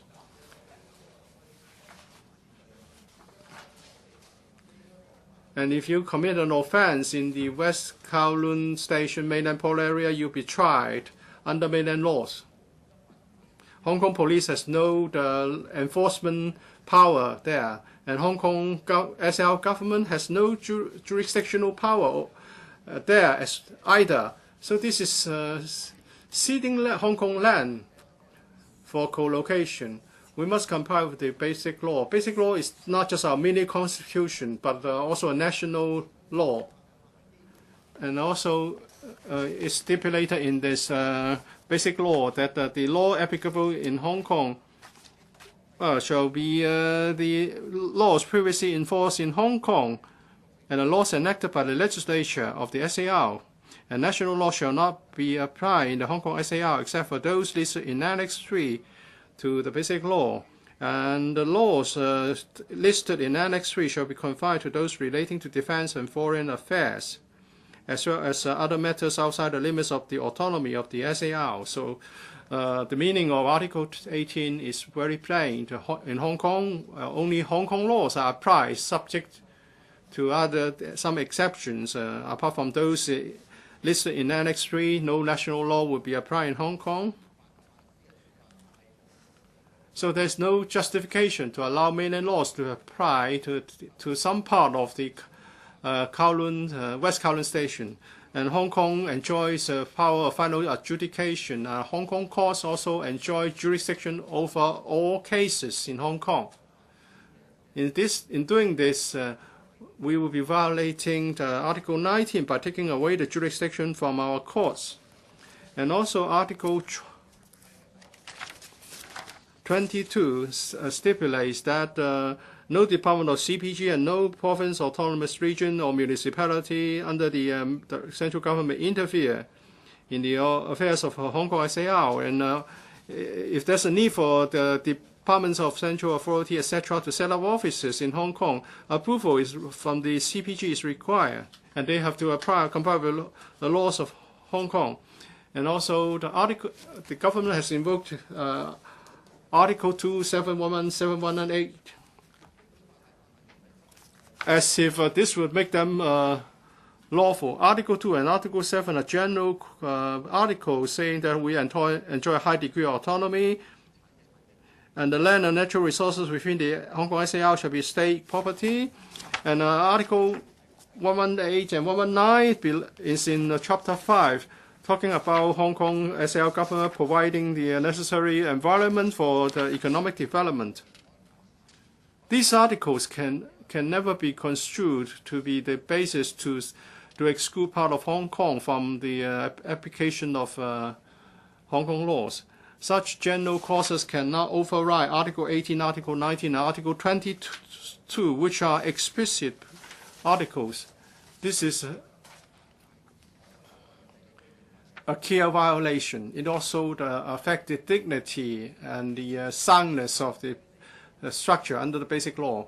Hong Kong has to enjoy autonomy, enjoys a high degree of autonomy. If the Hong Kong SAR government carves out a part of the land so that the Hong Kong law will not be applied, it's unconstitutional. And under 119, the courts should enjoy jurisdictions. Excluding the courts in this way is unconstitutional. And all this is the Basic Law should be complied with by all departments and of the CPG. And the co-location arrangement will affect the rule of Hong Kong in Hong Kong. The rule of law is important in maintaining our prosperity and the rule of law. This would affect the confidence of investors, both local and international. Their confidence in maintaining the rule of law will be undermined. I won't oppose to the commissioning of the XRL if the conditions are justified. But we have to make sure that we comply with the Basic Law, and the Basic Law must be construed objectively. And Article 18 and Article 19 are plain in their meaning. No national law shall be applied in Hong Kong except those listed in Annex 3. And all the officers of mainland authorities set up in Hong Kong should comply with our Hong Kong laws. If for the sake of convenience we distort the meaning of the articles of the Basic Law, the rule of law in Hong Kong would inevitably be compromised. On top, I want to say something about the controversy about the setting up of the mainland port area. Most arguments are centered around the Basic Law. The government has invoked Article 7, saying that the land within Hong Kong SAR shall be state property, and the SAR government is responsible for the management. And therefore, there is a legal basis to lease land to the mainland authorities for the setting up of the MPA. And our relationship is compared with as if it's a relationship between the landlord and tenant. Mr. Ramsky Yun said it's like a tenant lease back some part of the leased land to the landlord. Well, I don't claim to have to be a legal expert, but like other Hong Kong people who like to make sure that the Basic Law is implemented faithfully, I don't think this is an issue of a landlord and a tenant, and then land can be leased to one party and released to another party. Article 18.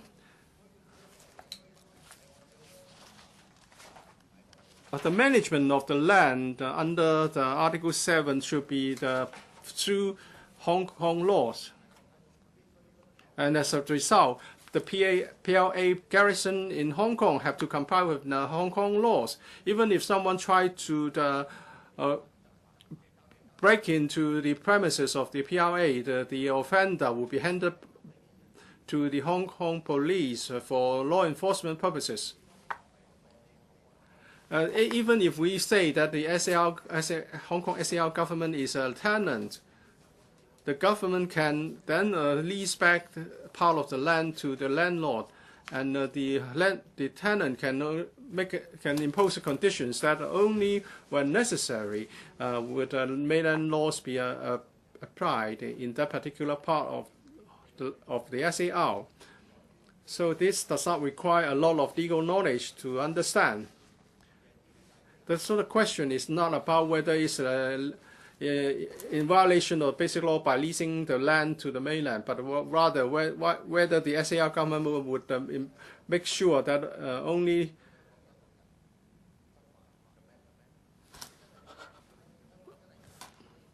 some mainland laws will be applicable under the defined circumstances. Do you really think that Hong Kong people don't mind the application of national laws, all national laws in the MPA? Other countries with co-location arrangements would restrict the powers to CIQ-related powers, but the government would allow all mainland laws to be applied, including some laws which we are not familiar with, such as detention. We have heard explanations and elaborations from the Secretary for Justice and Secretary for Security.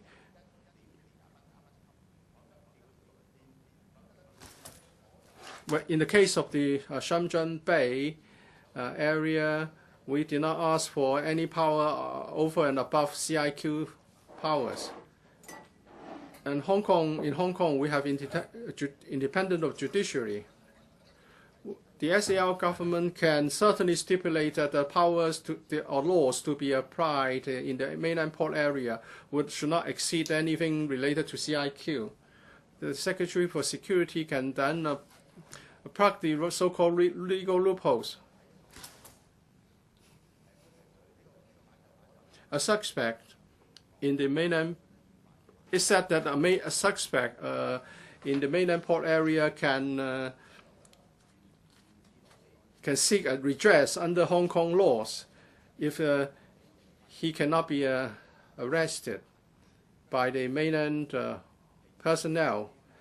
This is too high a price to pay, and the mainland has a very well-developed criminal system. For example, you have to produce your ID when purchasing a train ticket, and your ID will check when you board the train. So we should not underestimate the ability of mainland law enforcement agencies. On the 20th of May 2012, in a seminar presided by President Xi, he said that some cadres have low sensitivity about rule of law, and some are affecting the image of the country by not following the law. I think our officials are exactly doing this. Our officials are turning the rule of law into rule by men. These they are the people who President Xi criticized. Mr. Charles spoke a moment ago. Mr. Siu Ka-chun praised the Secretary for staying here to listen to members. Now he's got out. Well, it's only right that he take a break. Maybe he should spend some time to take care of the problems with the Shatin Central link. The Secretary has stayed with us from yesterday to today's meeting, but we don't see the two other secretaries, Secretary for Justice and Secretary for Security. I think maybe we can ask them to come back, not summon them, give us some face. They should be here to listen to members. President, I want to speak on this bill as I'm opposed to the bill. Many members have said that the bill is in contravention of basic law. If that's the case, the bill should not be passed. We have taken an oath to uphold the basic law in its entirety. And if a bill is tabled which is not in line with the basic law, you are you are creating a trap for legislative members. President, you say you have no power to adjudicate the rightfulness or otherwise of this matter. And there's nothing you can do, irrespective of your own opinion. Because the pro-establishment members will say that this is not against the basic law and it is not unconstitutional, but in fact members have pointed out many problems and that the administration could not reply in the Bills Committee, and the situation is just the same. And once we've voted on this bill, then there is no turning back, and that's because of this that we moved a motion of adjournment. We didn't want to go down this route, but then we failed to pass the adjournment motion. We are now stuck here. Perhaps it is not really a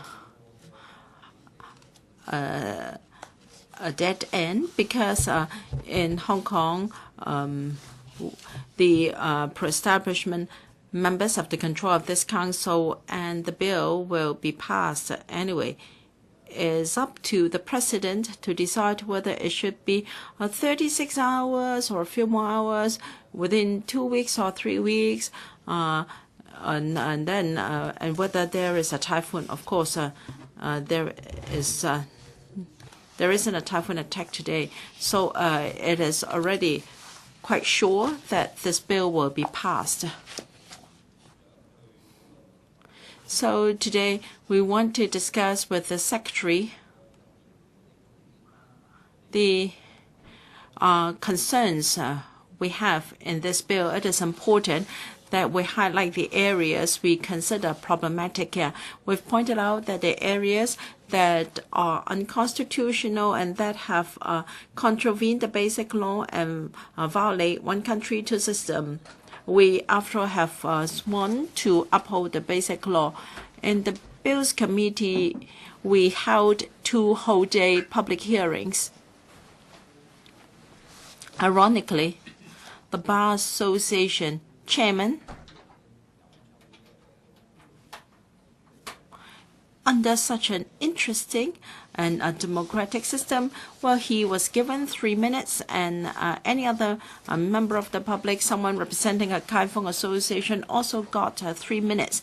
So we could not help asking as many questions as possible so that the Bar Association chairman could answer. But this is not really appropriate, because as Mr. James To said in his speech on the adjournment motion, that perhaps even the central authorities did not expect that the Bar Association could oppose the bill.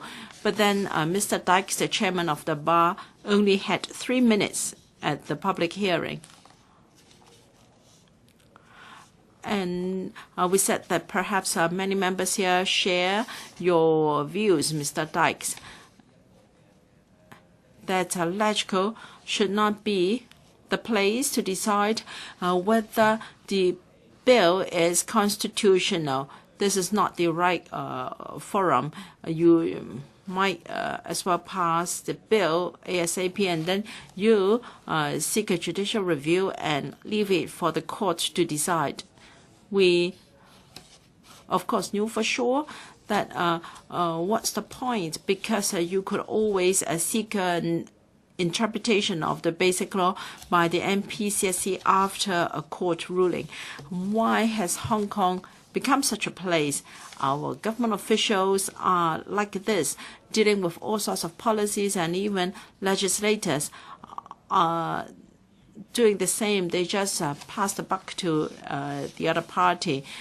I thought that as lawmakers, we would want to be responsible, and now they think that to be responsible, you should pass a bill and get the thing done ASAP. Even the CE has asked us to do this. And the chairman of the BC adopted the same attitude. She just wanted to end the work of the BC ASAP. Where is the urgency? What is the time now? It's still in June. There is still a lot of time left.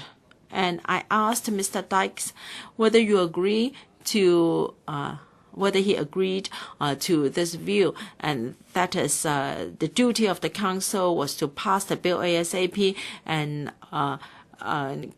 controversies should be left for the court to decide. Or rather, would Mr. Dykes share the view that as legislators we should examine the bill meticulously? And the reply from Mr. Dykes was, we did have the responsibility to examine the bill to the best we can.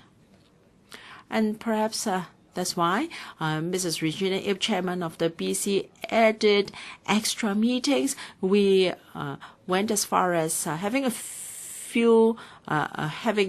meetings a few days in a row, and then in the morning and the afternoon, and we didn't even have the opportunity to follow up on issues raised at the previous meeting. I have to put on record that I have never seen how a BC could operate in this manner, no matter whether the bill was an important one or not. And everything is the same in this council, and we make precedents in many matters. And we didn't even get a written reply of questions, written or oral, at the previous meeting. None in the next meeting, none in the third or fourth meeting after that meeting. And then we didn't have an opportunity to ask follow-up questions. President, it was really tricky. All the replies came in a bundle at the very last meeting. And then we didn't have any opportunity to follow up. The chairman of many bills committees in the past, regardless of his or her political affiliation, would normally chase after the government for replies to our questions, and the administration would be urged to explain and elaborate. The chairman and deputy chairman of the BC, were they acting in the capacity of a lawmaker, or were they trying to collaborate with the government in getting the bill passed? Well, the Pan Democrats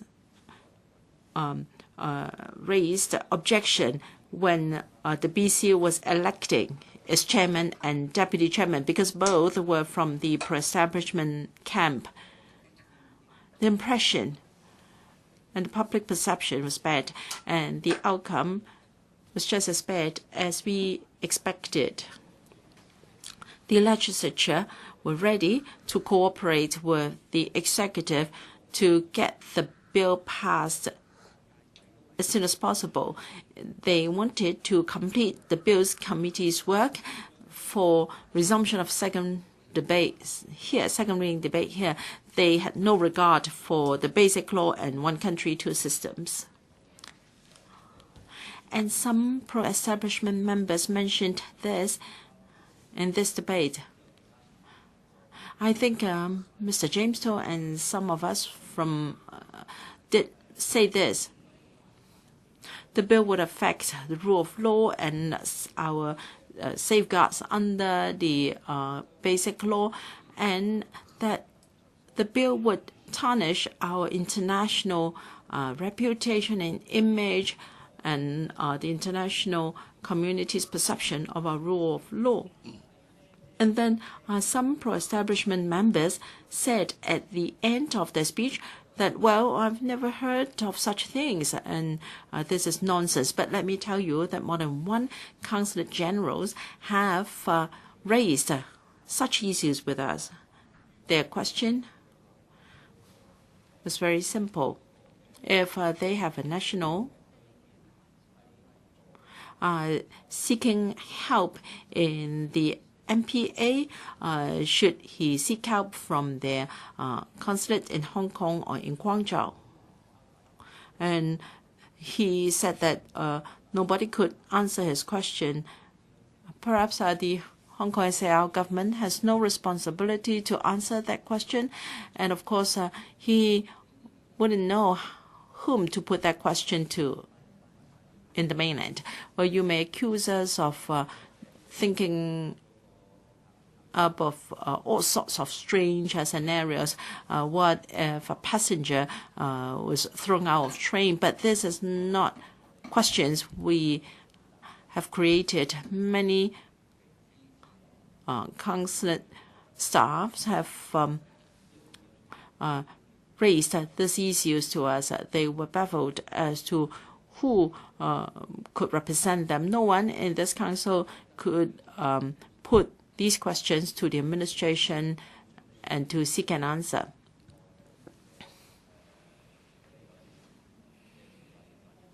Even if the bill is passed, these issues cannot be swept under the carpet, because some said to us that it's fine, you just let the bill pass, and when it comes to implementation, now there are already problems with the construction works. There is noise and also water leakage. Now, I wish the XRL well, but I just want to point out here that members of the public will know all issues we've raised at the Bills Committee, and also this week and the next. All these issues are going to happen one by one. And I'm afraid that the officials will have to handle these chaos. We moved an adjournment motion. Here we want to vote down the second reading of the bill. All Pan Democrats would for sure vote against the second reading of the bill, because we don't want to continue with this mistake. But if you insist on your own way, let me tell you that we've already cautioned you against it, but you are bent on doing it anyway. Perhaps you are executing an order from the central authorities, but you will have a lot of chaos to handle in the future. Mr. Eddie Chu.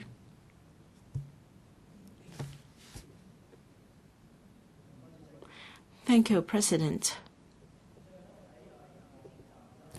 Recently, in the web, there is a popular article, and people who refrain from reading the news, and people tend to avoid reading the newspaper. And I think the issues about the co-location bill would be among those matters. Well, even II.Bills survey shows that although over 60% of the respondents supported this motion, the bill, only 40% of them agreed that the bill was not against the basic law. So even the public could tell that there is something wrong with this matter.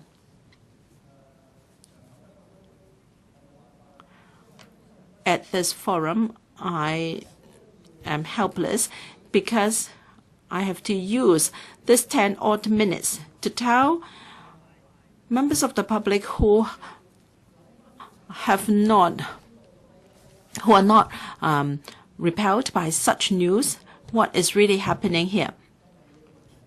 The issues related to the XRL, Mr. Ray Chen has made a very good point. This is the worst consequence or best outcome we could dream of. And we have forgotten that we have come to this stage. We have been trapped into this state gradually, step by step. Members may recall that the XRL was among the 10 major infrastructure projects proposed by Donald Tsang. And it was extended to West Kowloon Station. I heard that there were some other alternatives considered.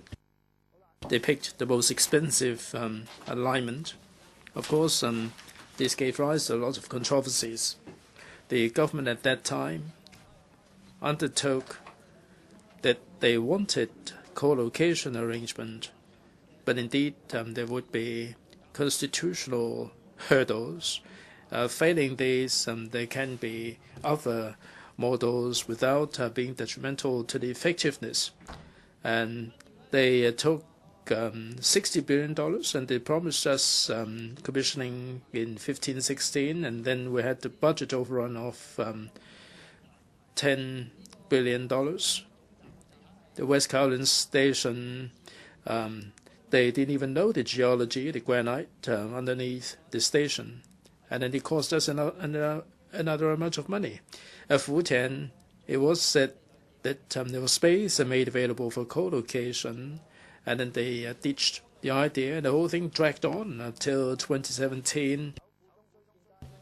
And they have to face up to it, and they try to implement co-location. It was Rimsky-Yuen who cited Article 10, Shenzhen Bay port. They resorted to Article 20, and we thought that they would try to replicate the whole thing. Now, we're talking about two different things altogether. One is situated in the mainland, the other in Hong Kong.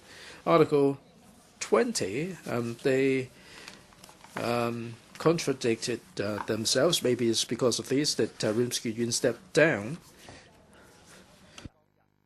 If you poll the people of Hong Kong on the street, what procedures, what system are we using other than all the slogan of three-step process? What steps, what procedures are we using to come up with this bill in our hands?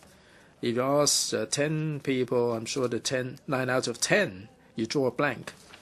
From the very beginning, the government cited the factor of convenience.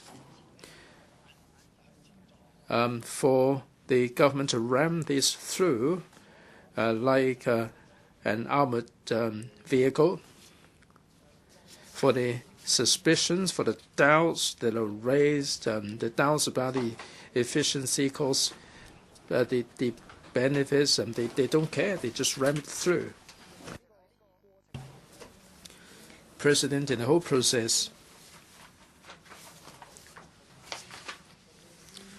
the Department of Justice and the Transport and Housing Bureau really disappointed me. The three-step process, last step is in Hong Kong. We haven't seen any attempt by the government to attach importance to Hong Kong's interests. They were acting in cahoots. The THB is responsible for withholding information. To this day, the bill is going to be passed into law. We didn't even have the transparency that we had with regard to the Shenzhen Bay port. We don't even know whether you have entered into any lease for renting the place. We don't even know about if the rent, whether they're going to be leasing the place. We don't know. Some said that they're not leasing it. It doesn't stand to reason that the landlord will be leasing the place from us. It's going to be in perpetuity. Now, we don't know about the details. MTRC. It's likely that MTRC is the operator. Has any agreement been entered into? I doubt it. But MTRC is carrying out the trial run, and they've given all sorts of undertaking. We haven't seen anything in the way of an agreement. The operating or the service concession agreement. How many people will be riding on it? What is the frequency? It all started in 2009, as a member said. The whole thing started discussion in Let's Go in 2009. The whole matter was dragging on and on and on. And we're so used to it. With regard to cross-boundary infrastructure, the THB seems to be suffering from brain damage, and they are clamming up, and they are not showing any responsibility. The Hong Kong-Zhuhai-Macau Bridge is another case in point. The Secretary for Justice, before this whole thing, people would have a little bit of respect for the Department of Justice. But after this issue, we've come to realize that in order to explain a bill that is beyond explanation for Beijing, now you're telling a 10-year-old boy that with a BL-18, no national laws shall apply to Hong Kong, no mainland officials will be enforcing the law in Hong Kong. That's the rule. And co-location arrangement is in breach of this rule. The SJ is trying to explain something that is beyond explanation. The reasons that they advance are absurd. Why is it not against BL-18? They said it's got nothing to do with Basic Law, Article 18. Of course, it has to do with Article 18 of the Basic Law. We asked them to explain BL 22(3), bracket 3. The mainland officials shall abide by laws in Hong Kong. We asked them, what about the MPA? They said, in reply, that with the passage of this co-location bill, they observe the ordinance, and they don't have to observe the Hong Kong laws. This is also a demonstration on the part of the Secretary for Justice.